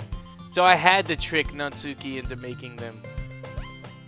Come on, give me more credit than that, Sayori. Out of nowhere, something smacks Sayori in the face and tumbles onto the desk. Whap! Yeah, ow! What was... a cookie? Sure enough, it's a giant cookie wrapped in plastic. Sayori glances around. Is this a miracle? It's because I paid my restitution? Retribution. Actually, that one almost worked. I was just gonna give it to you. But then I heard you blab about the cupcakes. It was totally worth seeing your reaction, though. Natsuki! That's so nice of you. I'm so happy. Sayori hugs the cookie. Jeez, just eat it. Sayori rapidly tears open the wrapper and takes a big bite. So good. Sayori suddenly claps her hands over her mouth. I bit my tongue! You're going through a lot over just one cookie. Natsuki takes a bite of her own cookie. Ah, yours looks really good too, Natsuki. Can I try it? Jeez! Beggars can't be choosers. But yours is chocolate. Yeah, why do you think I gave you that one? Fine. Still, I'm really happy that you shared this one with me. Sayori gets out of her seat and goes behind Natsuki, then wraps her arms around her. Ugh, jeez. I get it.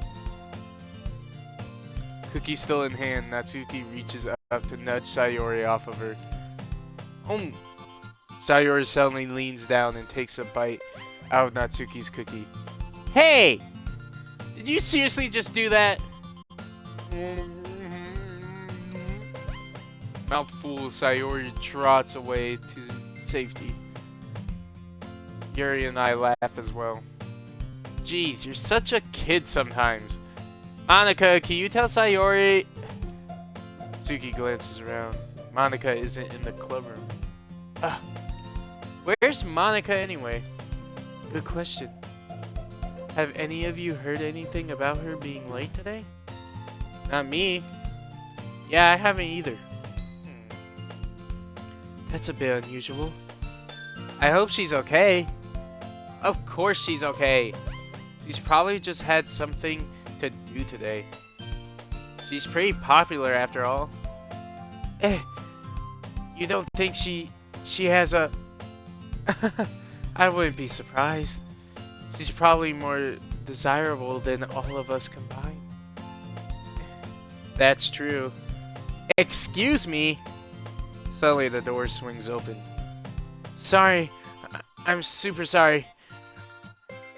There you are. Ah, there you are. I didn't mean to be late. I hope you guys weren't worried or anything. Monica choose the club over her boyfriend after all. You're so strong-willed. But boyfriend? What on earth are you talking about? Monica quizzically glances at me. Never mind that. What held you up anyway? Well, my last period today was study hall. To be honest, I kind of just lost track of time. That makes no sense, though. You wouldn't have heard the bell ring at least. You would have heard the bell ring at least. I must not have heard it since I was practicing piano. Piano? I wasn't aware you played music as well, Monica. I don't really. I kind of just started recently. I've always wanted to learn piano. That's so cool! You should play something for us, Monica. That's... Monica looks at me. Maybe once I get a little bit better, I will. Yay! That sounds cool. I'd also look forward to it. Is that so? In that case, I won't lay you down, wee pickle. Monica smiles sweetly. I didn't mean any pressure or anything like that. Don't worry. I've been practicing a whole lot recently, and I'd really love the chance to share once I'm ready. In that case, best of luck. Thanks. So I don't... Oh. No, not really. I choose to leave out Sayori's mischievous escapade. I'm sure Natsuki will end up complaining to her anyway. Looks like everyone's already settled down. Sayori somehow already finished her entire cookie. Yuri is back to her book, and Natsuki disappeared into the closet. We pickle! Sayori suddenly comes up to me. I'm gonna go get some supplies from another classroom. Want to come with me? Supplies? What for? Well, you know how the festival is coming up. Me and Monica were gonna make some posters and stuff. So I need to go find some crayons and markers and glue sticks. Ah, I see. Sure, I'll go with you. Yay! Okay. Monica, we'll be back soon. Ah, are you going with Wheat Pickle to get the supplies? There's no need to trouble yourself. I'd be happy to go with him. Aw, but I wanted to go. It's so much fun exploring empty classrooms and stuff. Okay. It was just a suggestion. See if you can find poster paper too, okay? Okay! Ready, Wheat Pickle? Yep, let's go. Sayori and I exit the club room. I follow behind as Sayori human hums and skips around the hallway. Honestly, it feels like I'm taking a kid to the mall or something. Sayori finds pleasure in the simplest things sometimes. Hey Sayori, what exactly are we doing for the festival anyway? I'm not sure how you would make an event out of literature. Me and Monica have it all planned out. Don't you worry. Is that so? Yep. We're gonna do a poetry performance. A performance? Of what kind? Well, everyone is gonna take turns on stage and recite their favorite poems. Ah, that sounds kind of dull. We pick up! You're not thinking about it the right way at all. It's not just about reading poems. It's about performing them. Like you say the lines of the poem, like, between my feet, the last remaining flower beckons to me. I twist the stem, freeing it from its clinging roots. Caressing the final joyous moment between my fingers. Caressing the final joyous moment between my fingers. But to what ends have I summoned this joy? For now, when I look in every direction, the once prosperous field before me is but a barren wasteland. Like that! Sayori, you sound like a man. How do I put this? I'm sure it's just me, but it's impossible for me to take you seriously when you talk like that. You meanie. I'm working super hard on this, you know. I know.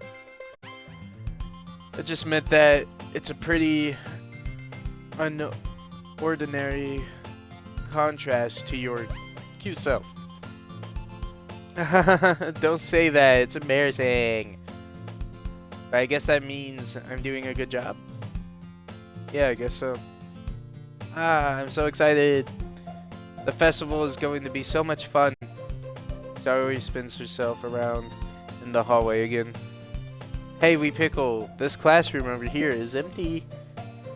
Let's begin the mission. The mission, eh? It's been a long time since I've spent time with Sayori like this. But in the end, She hasn't changed one bit. She's nothing but a ball of sunshine, drawing happy vibes from the world around her. Oh my gosh, my allergies are acting up. It's pretty nostalgic feeling for me. As the years went by, I began to hole myself up in my room more and more.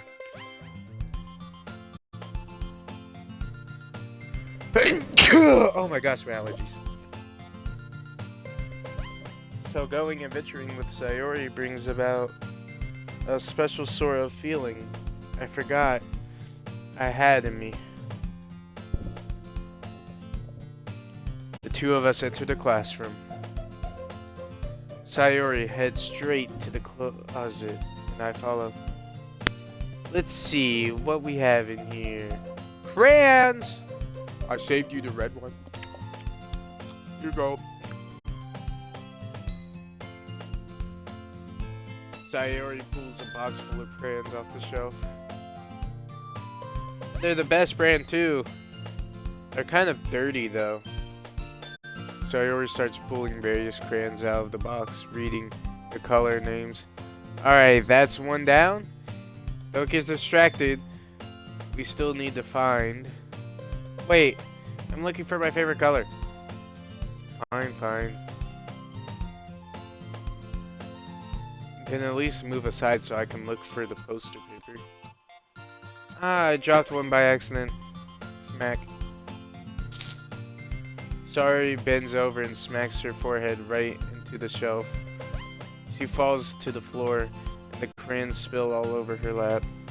Ow, ow, ow, ow, ow, ow, ow, ow. You okay? My forehead. Sayori clutches her forehead. Jeez, Sayori. That's just like you, isn't it? Come on, let me see. Since Sayori is sitting on the floor, I grab her by the waist and pull her out of the closet. You have to move your hands, Sayori. But it hurts. Just do it for a second. Sayori slowly releases her hands from her forehead. I gently brush her bangs to the side. Ow.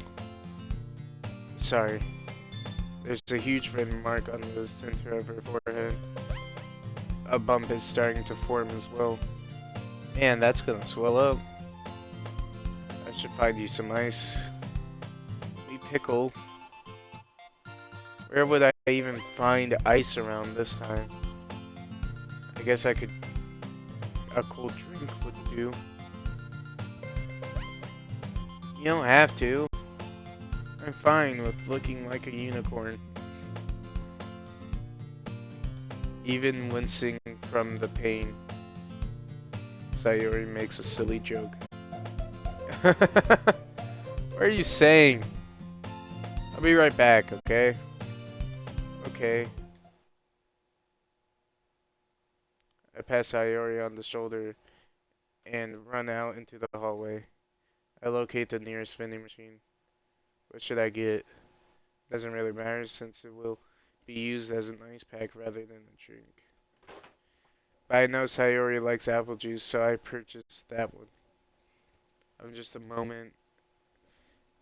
moment, I'm already returning to the classroom where I left Sayori.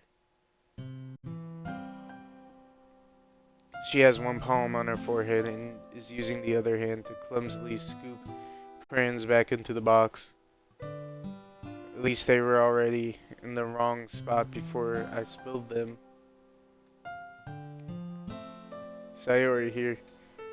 I hand Sayori the bottle of apple juice. It's nice and cold. Sayori opens the cap and starts drinking from it. Sayori, what are you doing? It's for your forehead, idiot. Ah, sorry, I forgot. How hard did you hit your head? Sayori places the bottom against the bump on her head. It stings. Just bear with it. It'll feel better soon. Looks like you cleaned up most of the crayons, so that's good. Hey, Wee Pickle. This kind of reminds you of growing up, doesn't it? What do you mean? You know how we used to play outside all the time? I would always try to keep up with you. You were kind of obvious in some ways. Like I usually fell behind or had trouble climbing on the things you did. But sometimes when I tried to do things I couldn't, I would get myself hurt. I'd fall and scrape myself or get a bump. And I would start crying really hard. And you would rush over as quickly as you could. You would try really hard to get me to stop crying. It was almost like you balmed yourself. Oh my gosh, I can't read! It's almost like you blamed yourself and were afraid of getting in trouble if someone found out. Even though it really wasn't your fault at all, you knew. Did I really do that? Yeah. You don't remember? Come to think of it, maybe I do remember a bit. I guess I was always so focused on my games that I didn't pay enough attention to you. So in a way, it was my fault. Kind of like this time, too. If I wasn't rushing you out of the closet, you probably wouldn't have hit your head. Wee Pickle. I don't think you realize it, but you're always thinking about other people. Even after all these years, you're rushing to help me, even though I'm just being clumsy. You're really a sweetheart. Don't call me that. I don't really do this kind of thing all the time. Guess when it comes to you, it just feels natural.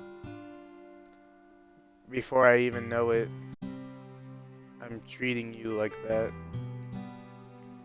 I guess that's what happens when you've been friends for so long. Really? Maybe you're right, Wee Pickle. I'm so glad that nothing's changed between us.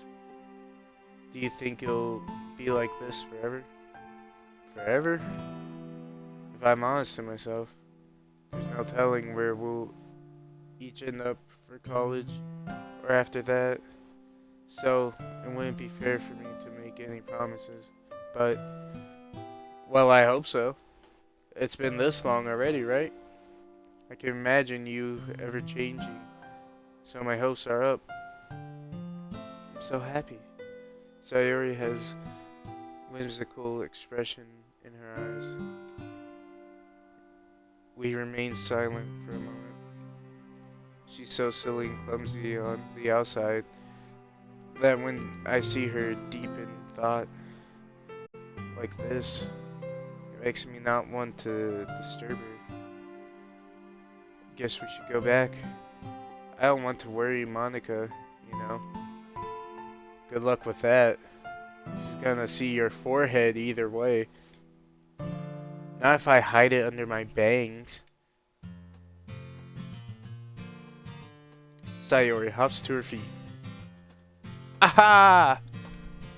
She clutches her forehead again. Don't stand up so fast after hurting yourself. Well, I guess it's too late now. Anyway, let's go. I follow Sayori out of the classroom. Sayori plays with her bangs and tries to hide the bump, but without much success. In a moment, we make it back to the club room. Ah, you're back.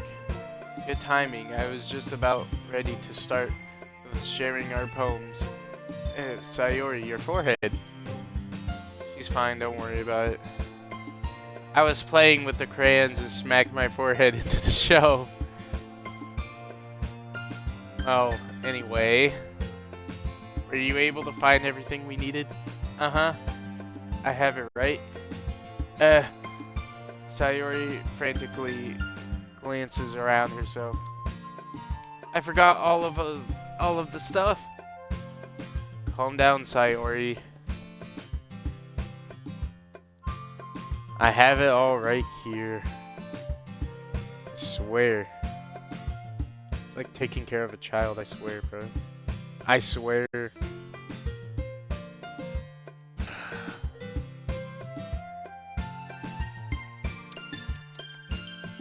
Taking care of a damn child.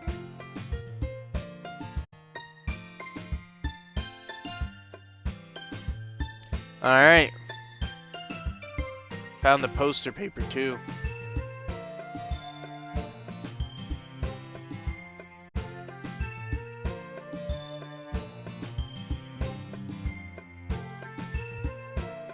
Oh my gosh. I'm sorry, Sorayo. I'm playing on my Xbox, so I can't see my chat. But I have it open on my phone now, so. But, sorry.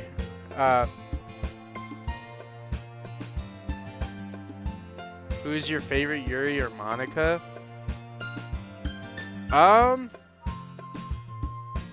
So far, I want to say Monica is my favorite.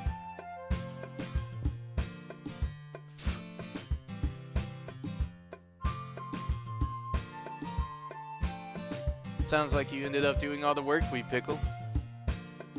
Well, Sayori. I failed to come up with an excuse for Sayori. I made it an adventure. Yeah, that. Okay. In any case, good work.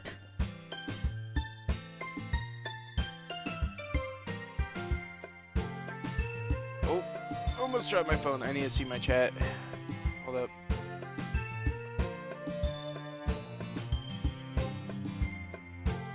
Oh my gosh. Sorry, I'm trying to set my phone up here. There we go. I'll start working on the poster tonight. Me too! Okay, everyone. Are you ready to share your poems? Guess I should grab mine.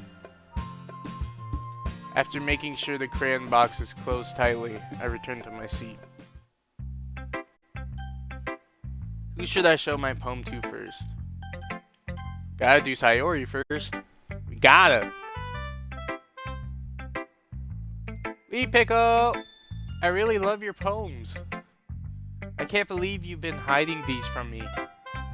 I'm not hiding anything. But your poems are so good. Yesterday's in this one too. You can't take me. Yo, you can't take me. You can't tell me you haven't done this before. I mean, you're really the only one who feels that way, so. No way! Not even Natsuki? Well, I guess Natsuki is the least likely to admit how much she likes something. But I don't think it's that. What do you mean? Well, I guess I'll be honest about it. It's a lot easier to write poems when I'm thinking about you. What? Stop thinking weird things, idiot. I just mean that you're really expressive person, I guess. How am I supposed to write a poem about my own stupid life? But you somehow make everything in your life an adventure. Even the little things. Like cooking. Let's not talk about that. So yeah. I guess what I'm saying is that I can feel more feelings through you than I can through myself. We got that kind of weird connection, you know what I'm saying? your fault for getting in my business all the time. Eh. I don't know if I understand. You never understand when I try to explain things to you. Do you, Sayori? Pat Sayori's head. Ah, hey. I'm not a kid, you know. Are you sure about that? Maybe. Sayori starts fiddling with her pencil between her hands. Hey, Wee Pickle. Will you give me your poem? I kind of want to keep it. Huh? Why? Because, well, it's the first time you've read something for me.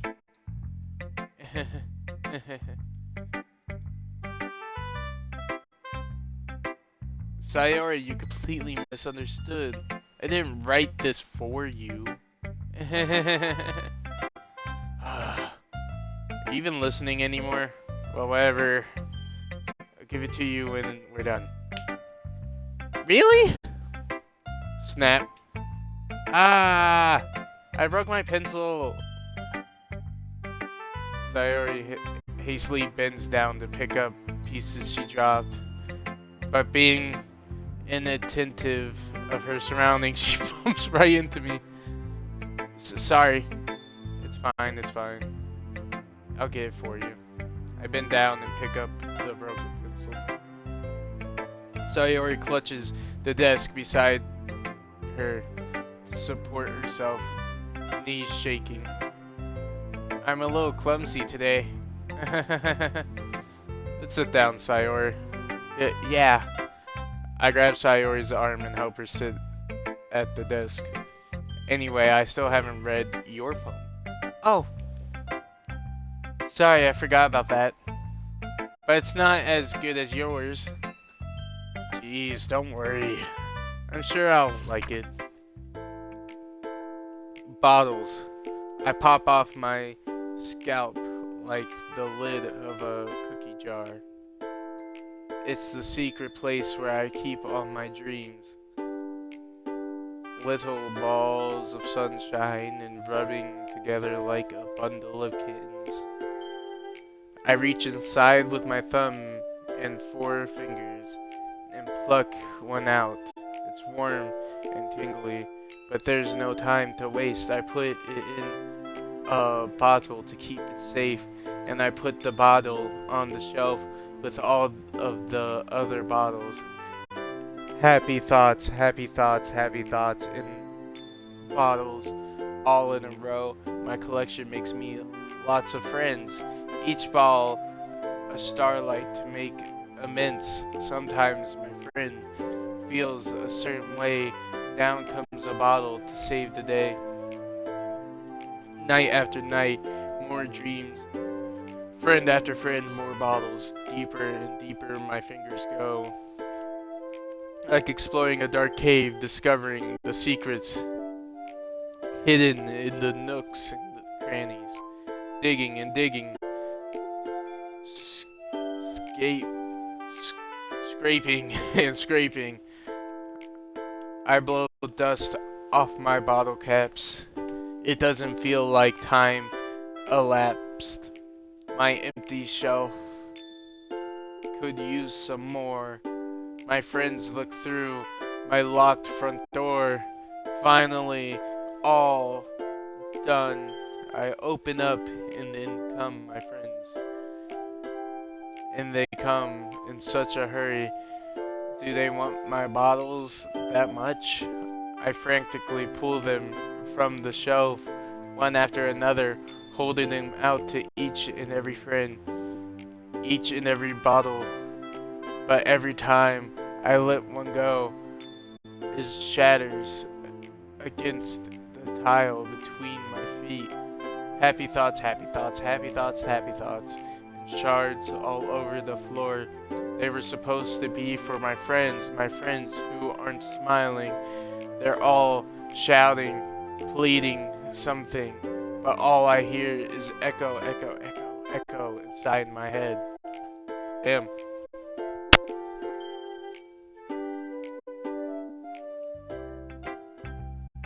Holy crap.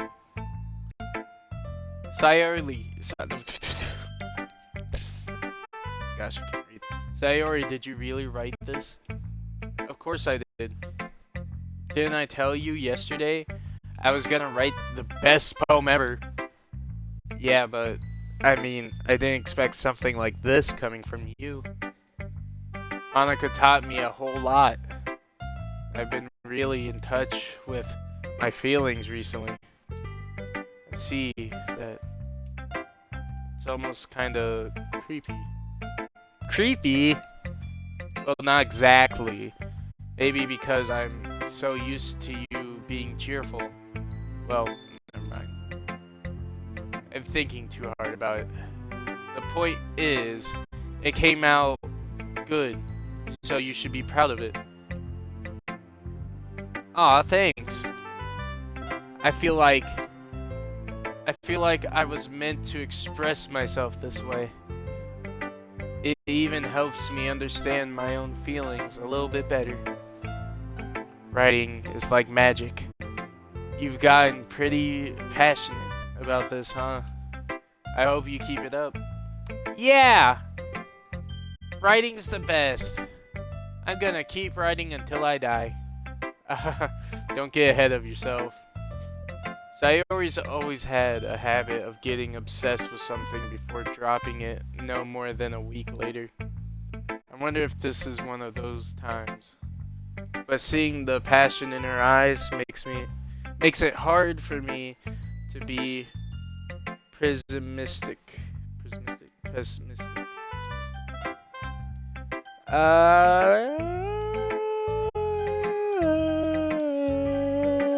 Which one? Let's just go down the line.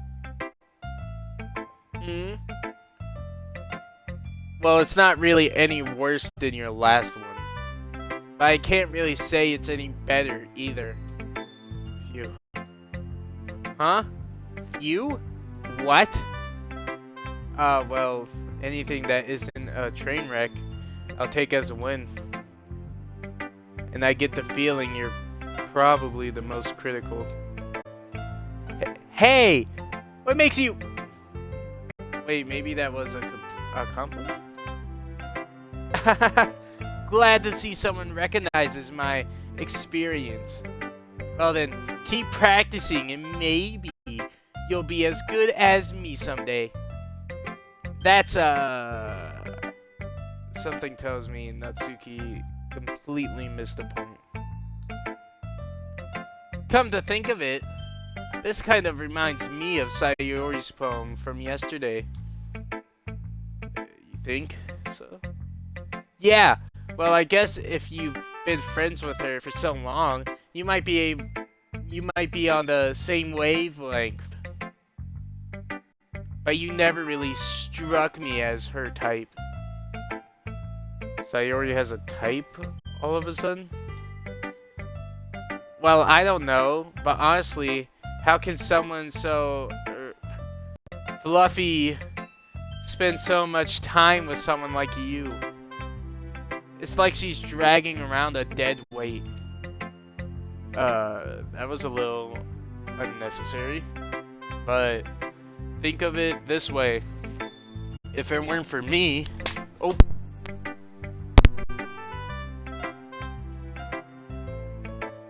If it weren't for me, she would probably just fly away like letting go of a balloon. You could say we each take care of each other in our own way. Whatever it is, I don't get it. Oh yeah, I guess I'm supposed to show you my poem. Here. Amy likes spiders. You know, I heard about Amy. Amy likes spiders. Icky. Wriggly, hairy, ugly spiders. That's why I'm not friends with her. Amy has a cute singing voice. I heard her singing my favorite love song. Every time she sang the chorus, my heart would pound to the rhythm of the world but she likes spiders. That's why I'm not friends with her. One time, I hurt my leg really bad. Amy helped me up and took me to the nurse. I tried not to let her touch me. She likes spiders, so her hands are probably gross. That's why I'm not friends with her. Amy has a lot of friends. I always see her talking to people. She probably talks about spiders. What if her friends start to like spiders too? That's why I'm not friends with her. It doesn't matter if she has other hobbies. It doesn't matter if she keeps it private. It doesn't matter if it doesn't hurt anyone. It's gross. She's gross. The world is better off without spider lovers. And I'm gonna tell everyone. Not bad, right? It's quite a bit longer than yesterday's. Yesterday's was way too short. I was just warming up. I hope you didn't think that was the best I could do. No, of course not. Anyway, the message is pretty straightforward in this poem. I doubt I have to explain it. Sometimes you can explain complicated issues with much simpler analogies, and it helps people realize how stupid they're being. Like, anyone would agree that the subject of this poem is an ignorant jerk. Do you know people like that? Of course. It's about how everyone thinks my... That doesn't matter. It can be about anything.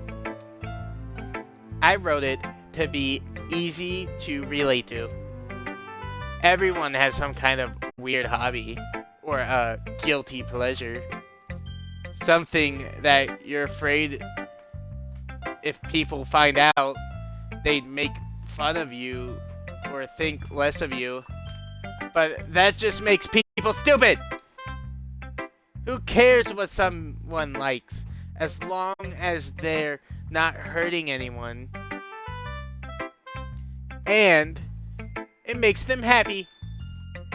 I think people really need to learn to respect others for liking weird things.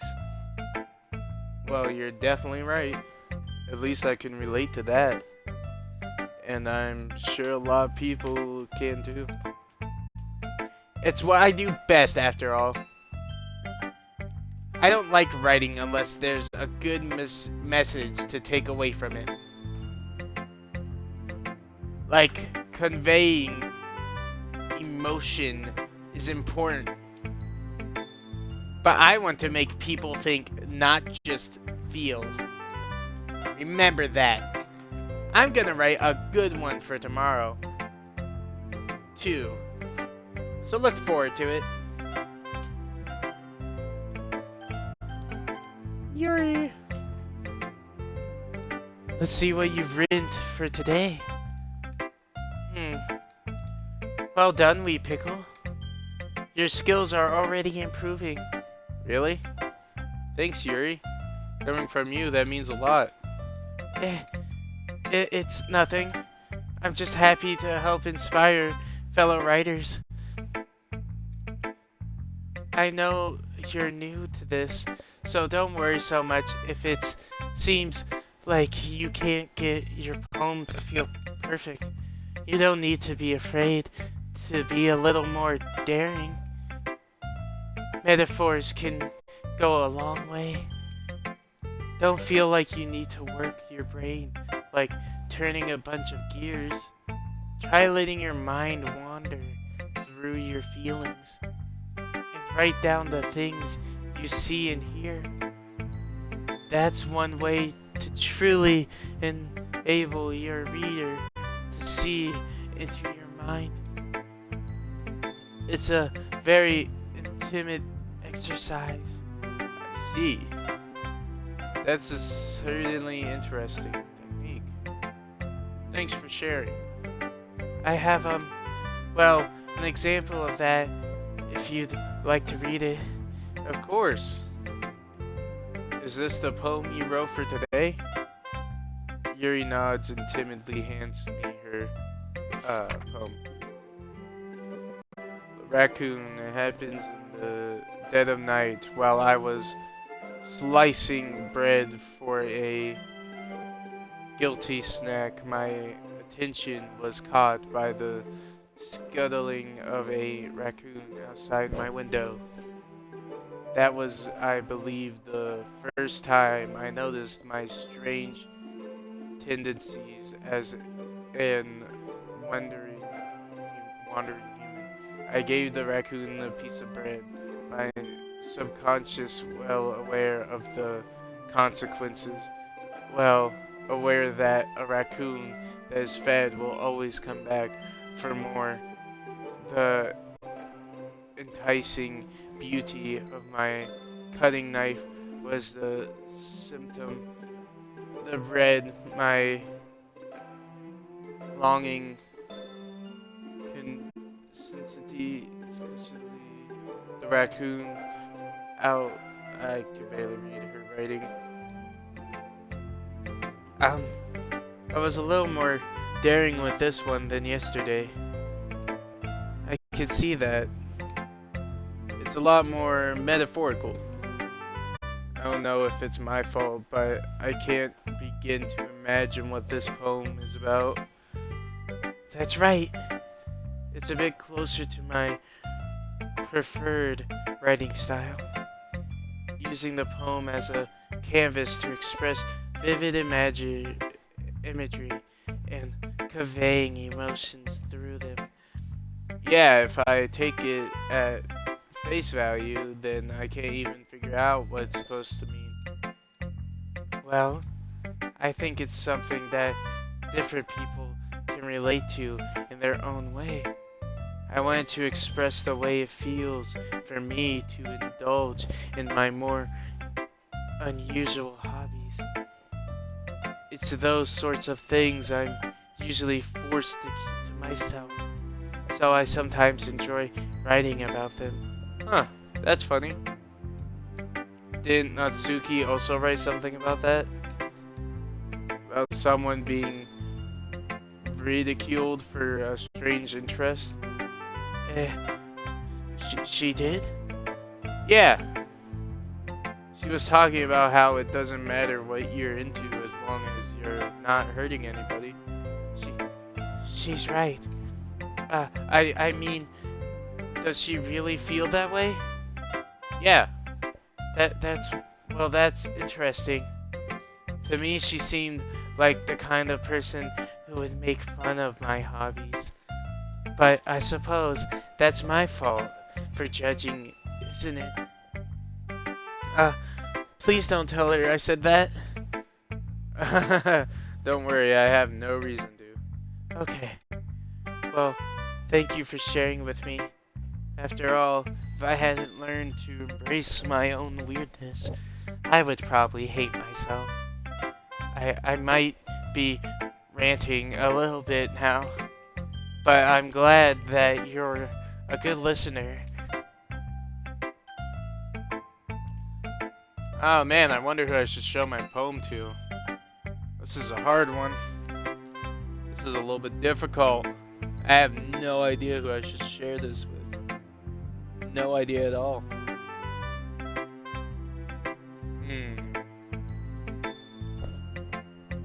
Let's do let's do Monica. Hi again, Wheat Pickle. How's the writing going? Alright, I guess. I'll take that. As long as it's not going bad. I'm happy that you're applying yourself. Maybe soon you'll come up with a masterpiece. I wouldn't count on that. You never know. Want to share what you wrote for today? Sure, here you go. I give my poem to Monica. Alright. It's pretty good. It makes me think of Sayori. Like the other one that you wrote. You two are like the dynamic duo. That's kind of exaggerating it. Yeah, probably. But you do spend a lot of time with her, even in this club, don't you? Then again, I don't blame you for being a little shy. I'm not shy, it's just... I'm just teasing. I know it takes a bit of time to make friends with everyone. But Yuri and Natsuki are super interesting people, so don't be afraid to give them their share of time. You can talk to me every now and then too. I'm not like unapproachable or anything, am I? No, it's nothing like that. I'm just still getting used to being here, that's all. Yeah. I'm sorry if I was putting pressure on you or something. I really didn't mean it like that. No, don't worry. I get what you're saying. Well, alright. But anyway, you want to read my poem now? I like the way this one turned out, so I hope you do too. Alright, let's take a look. Save me. The colors won't stop. Bright, beautiful colors flashing, expanding, piercing. Red, green, blue. An endless cacophony of meaningless noise. The noise, it won't stop. Vaulting, grating, waveforms. Squeaking, screeching, piercing. Sin, cosine, tangent, sine, cosine, tangent, sorry. Like playing a chalkboard on a turntable. Like playing a vinyl on a puzzle crust. An endless poem on like playing a vinyl on a pizza crust. There we go. An endless poem of meaningless. Load me. It's even more abstract than your last one, huh? I guess it's just the way I write. I'm sorry if you don't like it. No, I never said that. It's just a kind of thing I've never really seen before, I guess. I kind of like playing with my space on the paper. Choosing where and how to space your words can totally change the mood of the poem. It's almost like magic. The way I wrote the lines really short makes it feel like they're trying to speak over the noise. I see. It's still hard for me to tell what it's about though. Sometimes asking what a poem is about isn't the right question. A poem can be as abstract as a physical expression of a feeling, or a conversation with the reader. Hey, how's it going?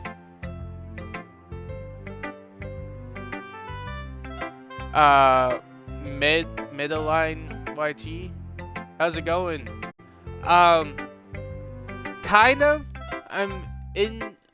I'm more into making YouTube videos, but I don't have the right equipment to make YouTube videos, so I've been streaming from my Xbox and then uploading them to YouTube, which it works. But I hope you're having a good day. Thanks for tuning in though.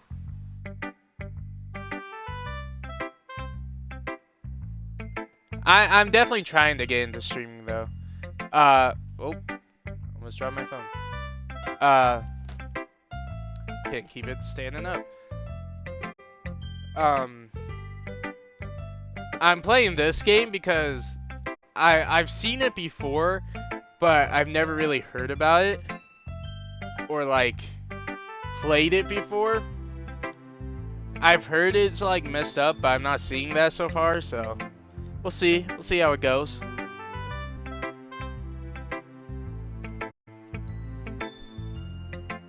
Anyway, here's Monica's writing tip of the day.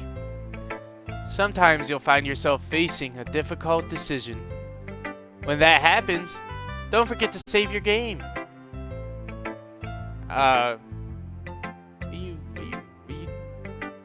What you talking about? What you mean by that? What do you mean by save my game? How you know I'm playing a game? Never know when you might change your mind, or when something unexpected may happen. Wait, is this tip even about writing? What am I even talking about? That's my advice for today. Thanks for listening.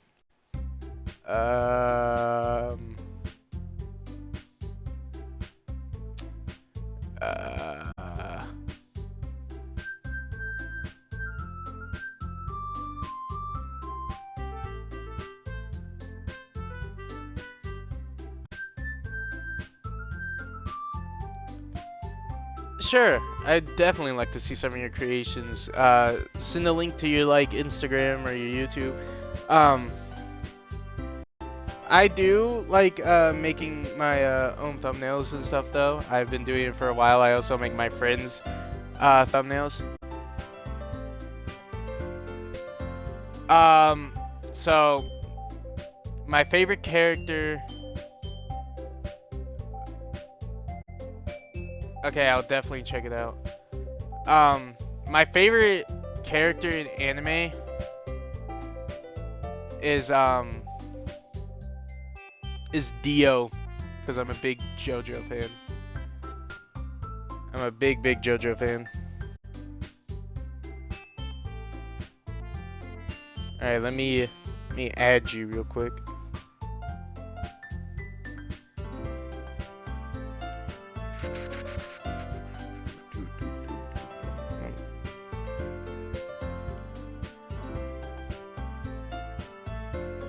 Alright, you said your username was...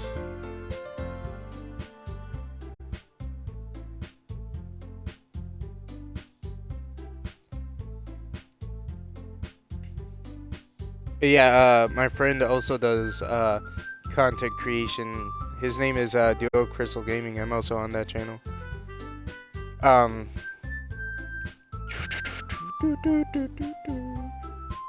Why can I not find Discord?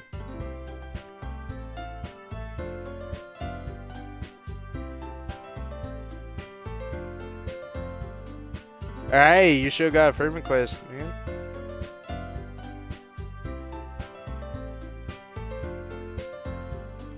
Okay, everyone, we're all done reading each other's poems, right? I have something extra planned today, so if everyone could come sit at the front of the room. Is this about the festival? Well, sort of. Ugh. Do we really have to do something for the festival? It's not like we could put together anything good in just a few days. We'll just end up embarrassing ourselves instead of getting any new members. That's a concern of mine as well. I don't really do well with last-minute preparations. Don't worry so much. We're going to keep it simple, okay? We won't need much more than a few decorations. Sayori has been working on posters, and I've designed some pamphlets we can give out during the event.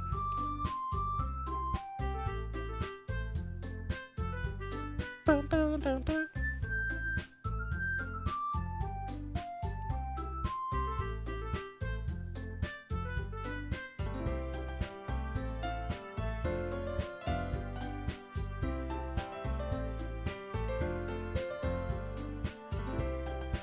Bum, bum, bum.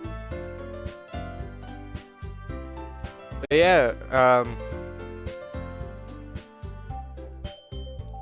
yeah, I'm down to see what you make.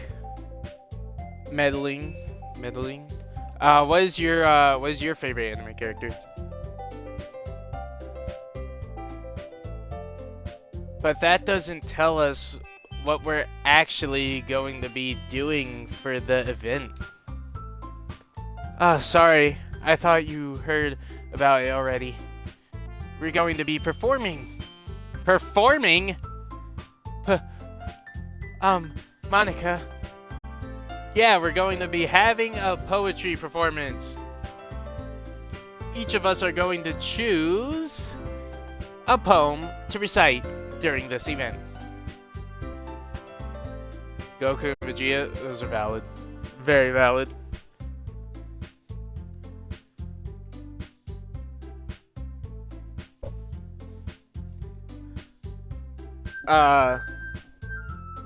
With your favorite characters being Goku and Vegeta, I'm guessing your favorite anime is Dragon Ball?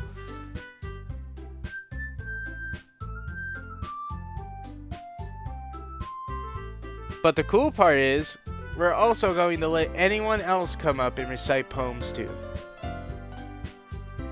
Very valid.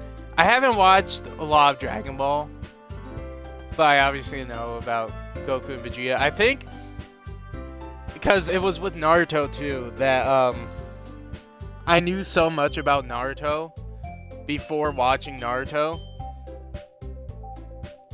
But I have finished all of Naruto, and Naruto is very good. It's pretty peak, besides all of the filler. Alright. Let's see here. Oh, not the Nintendo app. I do not need to be on the Nintendo app.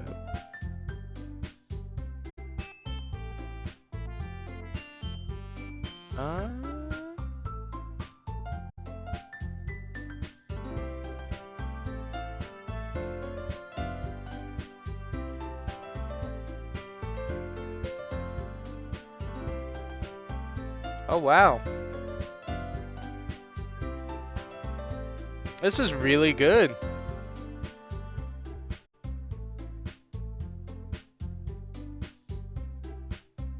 This is really good.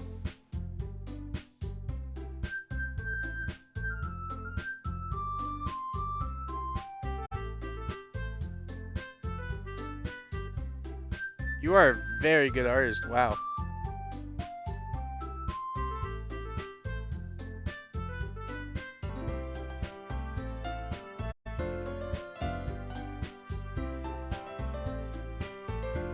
You got some One Piece.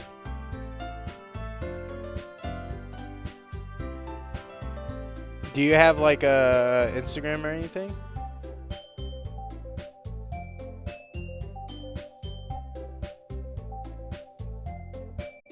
That I can follow or something, like anything like that?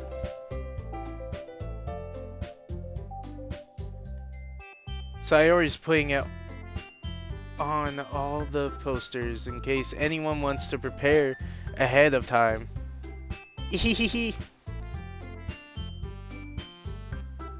Sayori, who's been coloring a poster, holds it up for us to see. Are you kidding me, Monica?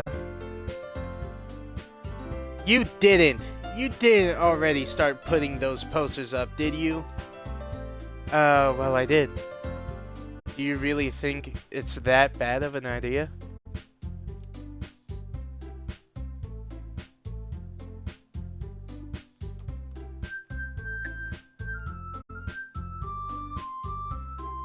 I mean, I'm always down for that.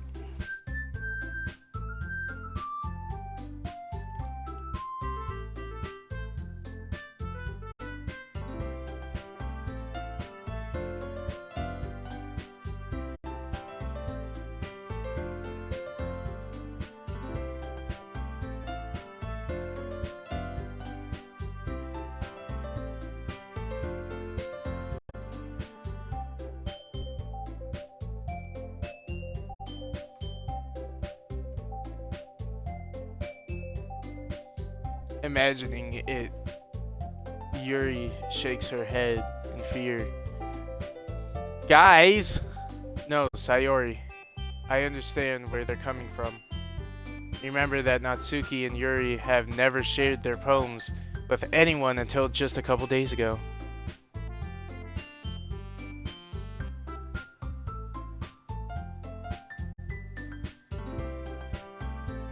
Yeah, I'm done with that.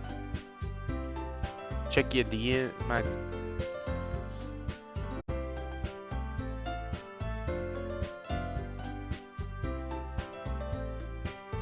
Um.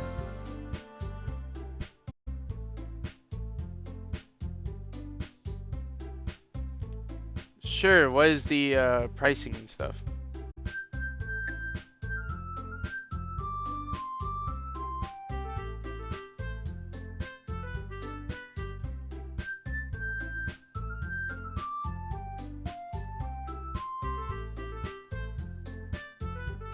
It's a loss to ask for them to recruit their poems out loud to a whole room full of people. I guess I kind of overlooked that, so I'm sorry. But I still think we should give it our best. We're the only ones responsible for the fate of this club. If we start the event and each put on a good performance, then we'll inspire others to do the same.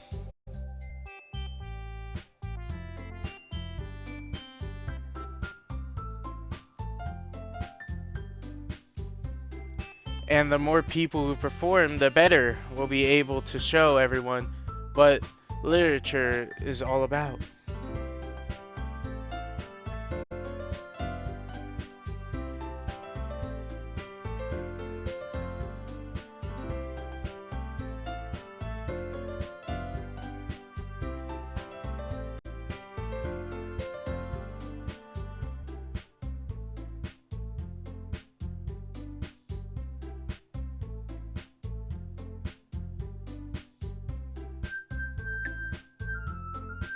Yeah, it's about expressing your feelings, being intimate with yourself, finding new horizons, and having fun. That's right. And it's those reasons that we're all in this club today. Don't you want to share that with others? To inspire them to find the same feelings that brought you here in the first place? I know you do. I know we all do.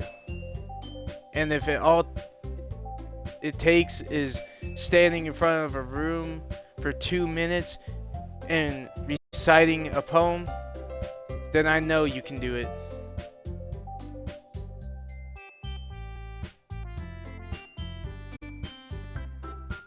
Natsuki and Yuri remain silent. Sayori looks worried. I guess that leaves me no choice. I agree. I don't think it's too much to ask.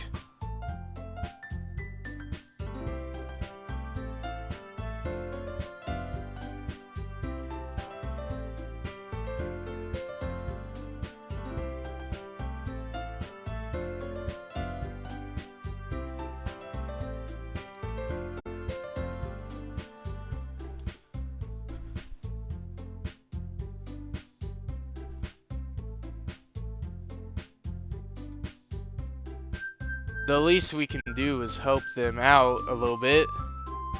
Well, maybe, but it looks like Natsuki doesn't have any arguments left. Okay, fine. I guess I'll just have to get it over with.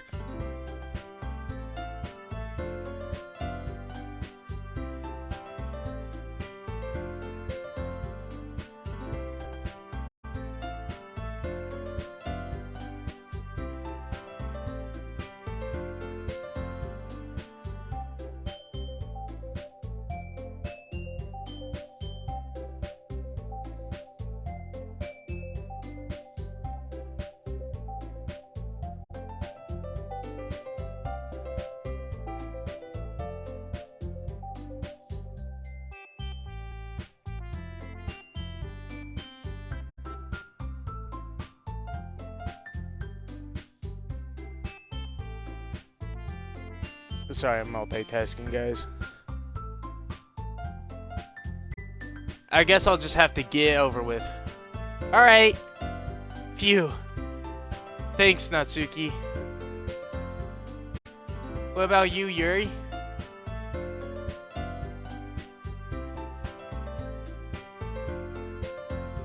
Yuri dejectedly glances around at everyone else.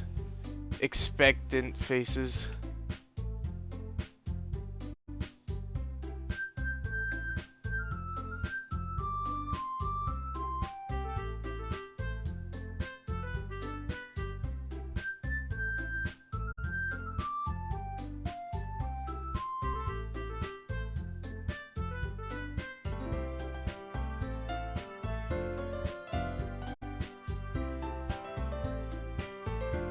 Bum ba dum bum bum.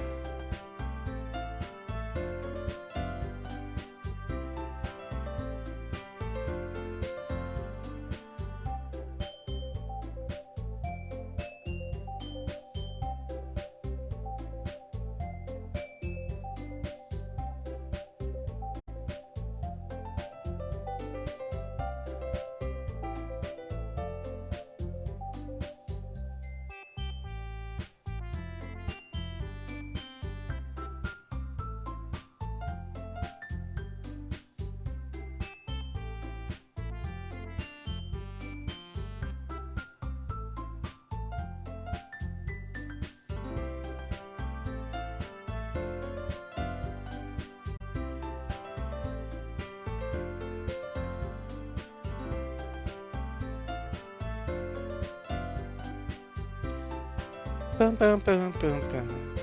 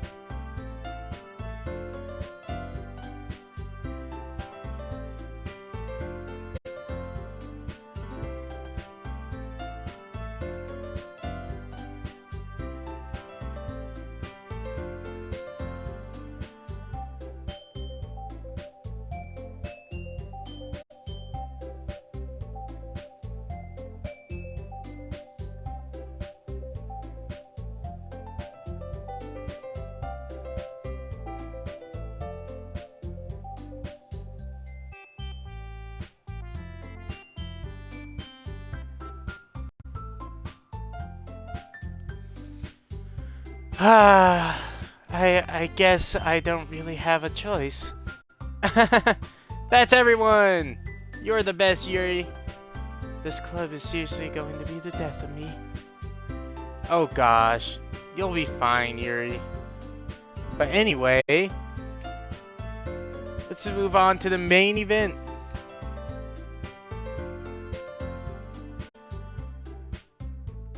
I want each of you to choose a poem of yours. We're going to practice reciting them in front of each other. No way! Monica. This is too sudden.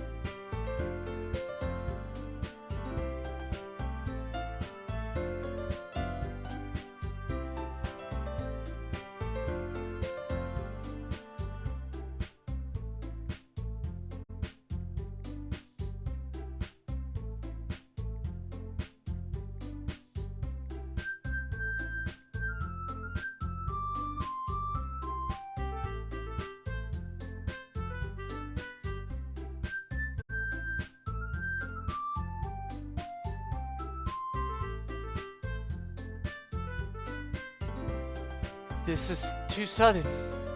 Well, if you can't recite your poem in front of the club, how do you expect to do it in front of strangers? Oh no. Don't worry. I'll start off to help everyone feel a little more comfortable. Can I go next? Of course. Now let's see. Monica flips through her notebook to the specific poem she has in mind for herself.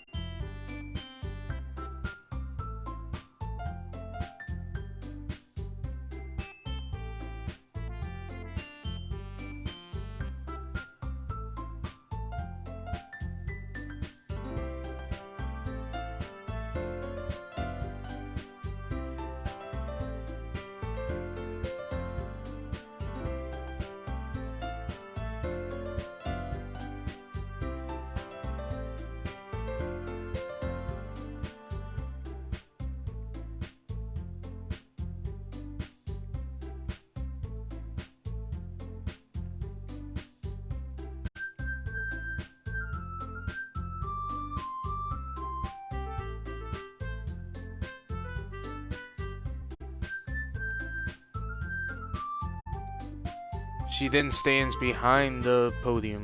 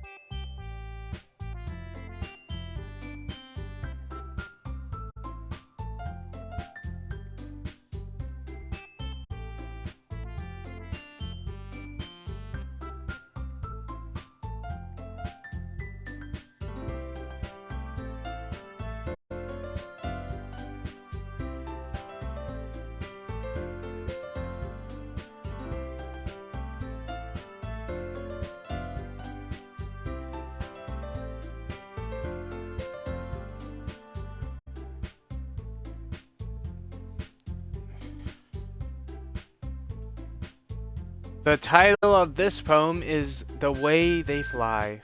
Ahem. Monica begins reciting her poem. Her clear, confident voice fills the room.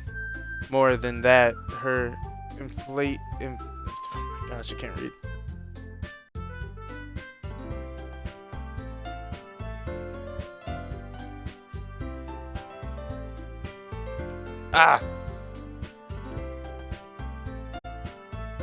More than that, her inflection is pristine. She knows exactly how to apply emotion behind each line she recites, bringing the worlds to light. Oh my gosh. Can I read? Bringing the words to light.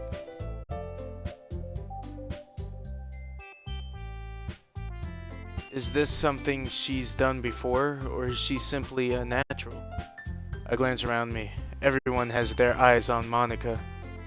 Sayori looks amazed. Yuri has an intense expression on her face that I don't understand. Finally, Monica finishes the reaction.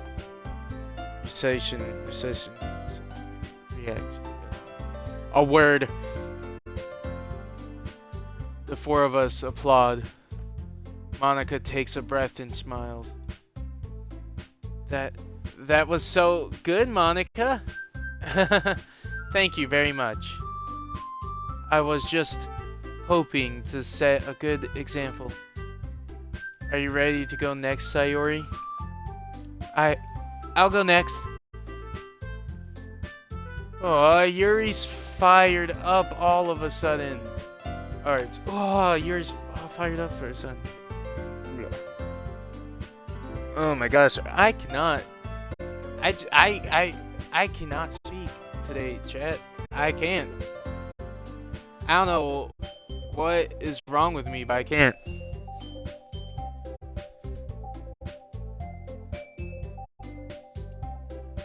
Keeping her head down, she walks quickly over to the podium. This poem is called... Yuri anxiously glances at each of us. You can do it, Yuri! It's called After Image of a Crimson Night. Yuri's voice shakes. She starts reading the poem. Just moments ago, she practically refused to do this. Why is she suddenly putting in so much effort? As Yuri gets past the first couple lines, her voice changes. It's almost like what happened when Yuri gets absorbed into her books. Her quivering words transform into a sharp syllabalism of a fierce and confident woman. The poem is full of twists and turns in its structure that she indicates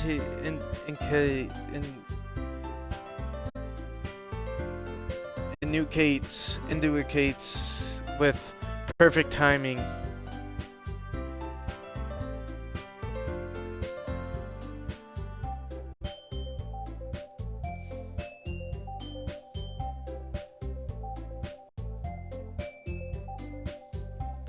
This must be a rare glimpse into wormling fire Yuri keeps concealed inside her head.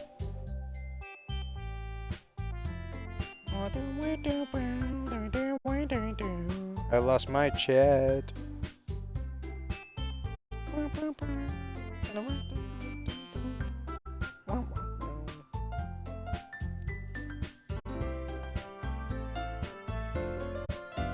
Suddenly, she finishes. Everyone is stunned. Yuri snaps back into reality. Snap back to reality. Oh.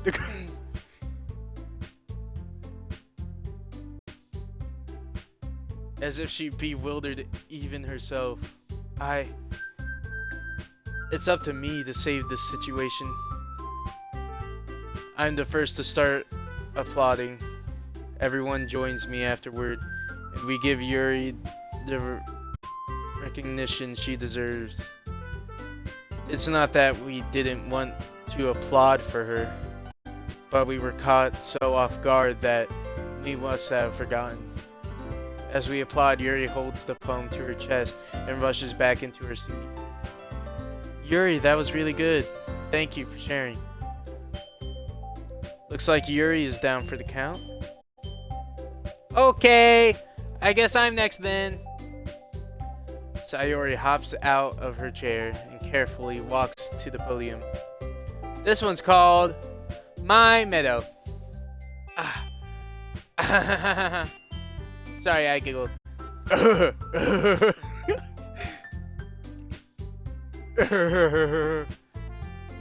Sayori. It's a lot harder than I thought. How did you guys do it so easily? Try to think of it like you're reciting to other people. Imagine you're reciting it to yourself, like in front of a mirror or in your own head. It's your poem, so come out the best that way. I see. Okay then. Sayori begins her poem. Somehow it feels like her soft voice was made as a perfect match. The poem isn't aimlessly cheery like Sayori is. It's serene and bittersweet. If I were to read this on paper, I probably wouldn't think much of it. But hearing it come from Sayori's voice almost gives me a whole new meaning. Maybe this is what Sayori meant when she said she likes my poems. It's like I get to reach more deeply into someone I thought I knew through and through. Sayori finishes, and we applaud. I did it! Good job, Sayori. Even we Pickle liked it. I guess that's a good sign. What does that even mean? It came out nicely, Sayori. That atmosphere of the poem fits you really nicely. But it might be that other poems wouldn't work quite as well with that kind of delivery. I don't really understand. In other words, I've seen poems of yours where that sort of gentle delivery wouldn't work as well.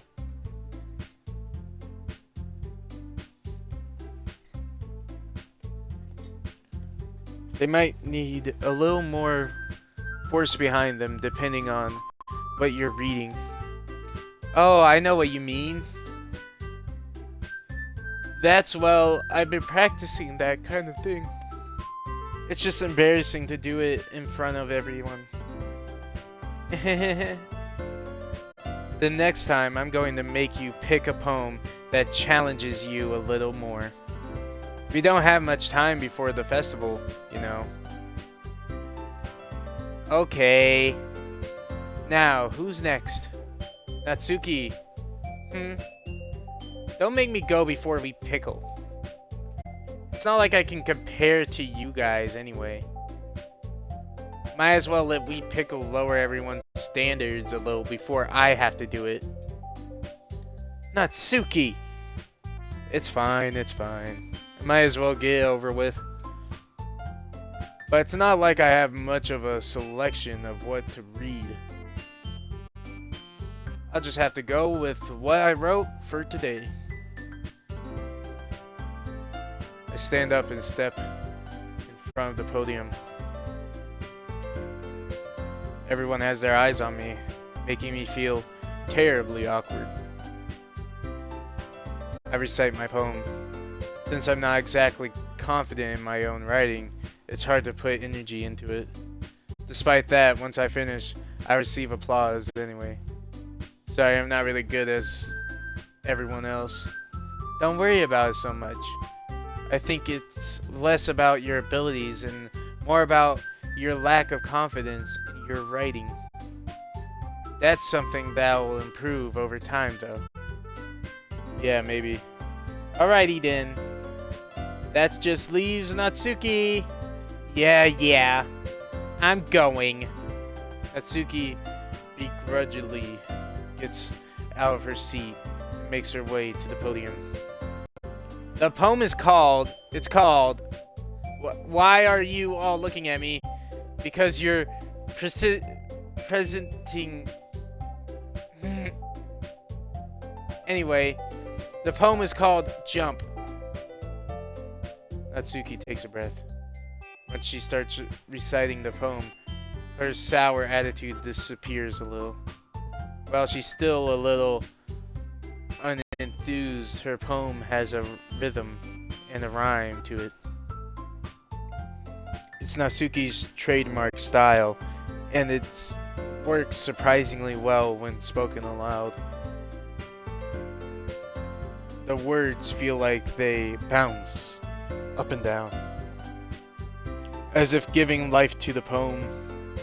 Natsuki finishes and everyone applauds. She huffs back to her seat. That wasn't so bad, was it? Easy for you to say. You better not make me do that again. Well, do you at least feel prepared enough to recite a poem in front of other people? I mean, doing it in front of other people will be way easier. I can put on whatever face I want for other people. But when it's just my friends, it's just embarrassing.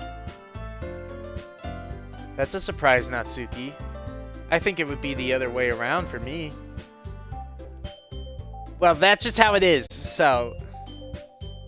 Well, I guess in that case, you won't have much to worry about for the festival. That said, I want to thank everyone for coming through. It might be hard, but I hope that you all have an idea of what it's like now. Make sure you pick a poem and get enough practice before the festival, okay? I'll be making pamphlets, so let me know ahead of time what you'll be reacting to.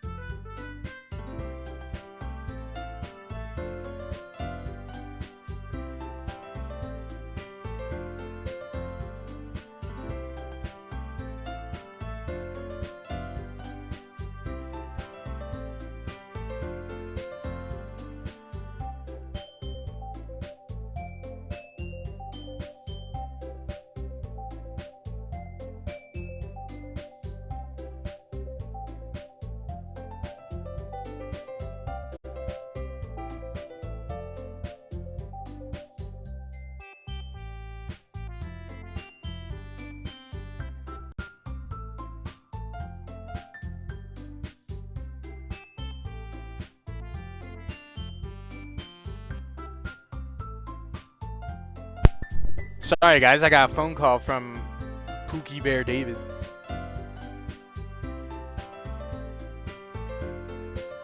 Jeez, I should probably find some other poem to recite instead. That's fine too. It doesn't have to be your own. I'm already pleasantly surprised that you're putting in all this effort for the club. It makes me really happy. Yeah, no problem. Okay, everyone. I think that's about it for today. I know the festival is coming up, but let's try to write poems for tomorrow as well. It's been working out really nicely so far, so I'd like to continue that. As for the festival, we'll finish planning tomorrow, and then we'll have the weekend to prepare. Monday's the big day. I can't wait! I can do this. I can do this. Alright. I stand up. There's no way I'll be able to find the same enthusiasm as Sayori and Monica, but I'll do my best to get through it.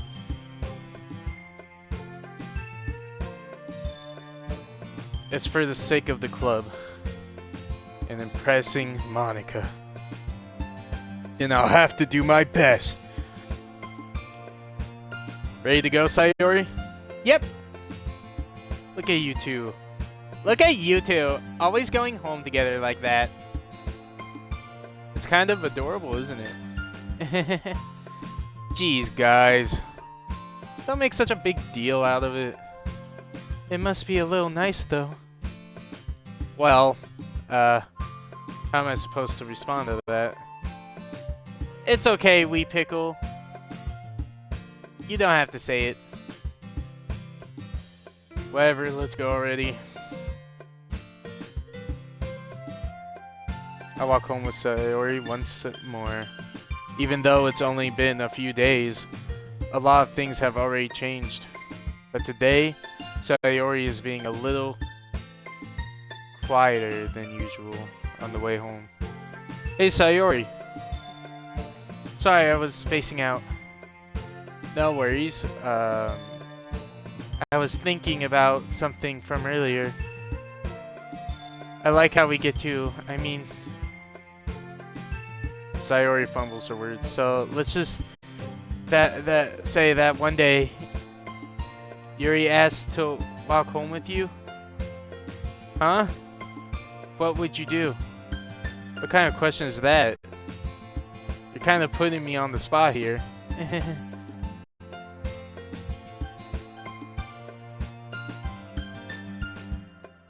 Sayori, you really think I would ditch you for Yuri?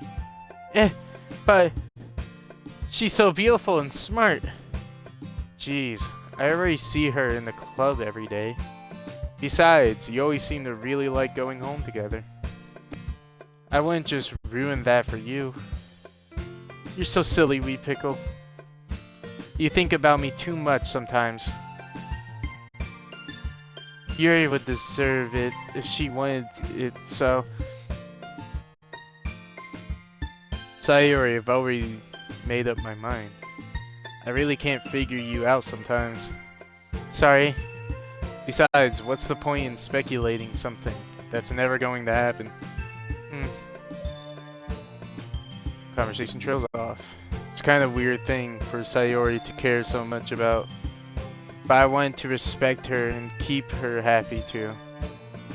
Then again, the festival is only a few days away. Who knows what will happen in that time. Alright guys, I'm gonna leave it here. I've recorded this for 3 hours now, so I think I'm gonna end it here. Thank you guys for watching. I don't see why this game is so creepy to people. I don't see it. But I think we're gonna end it here. If you're on Twitch, follow me. You won't regret it. It was cool having some of you guys like talk in the chat, even though I missed it. It was very cool to see you guys there. That was the first time anyone stopped in and said hey. So It's cool talking to you guys. If you're on YouTube, subscribe, like, comment, hit the bell so you're notified when I make more videos like this, or Expedition 33, or Fallout New Vegas. I didn't forget about that game. I'm still gonna do it. I'm still playing Dying Light with Jackson and Jaden, and we're not just gonna stop at the first one. We're gonna do the DLC, and we're gonna do the second game. So look forward to that. I'm planning on doing a bunch of other Let's Plays like Cyberpunk, Persona I want to do, but I want to beat Persona 3 before I record it. I want that experience, you know what I mean? Because I already beat Persona 5, and Persona 5 is my favorite game of all time. But I digress. Plan on doing Persona as a long-term Let's Play thing. Expedition 33 will be done soon, I think, or at least I'll beat the Painter soon. I've just been grinding to get my level up because I was under-leveled for the fight. Thanks to Jacob for letting me know about the strats and everything for that game. What else do I plan on doing? Other games. Devil May Cry. I plan on playing Devil May Cry as well, because that is like one of my all-time favorite series. Dante is him. I don't care. We're also playing anime games. There's if you guys know my channel, you'll know that I have those crappy fan dubs of JoJo and other anime.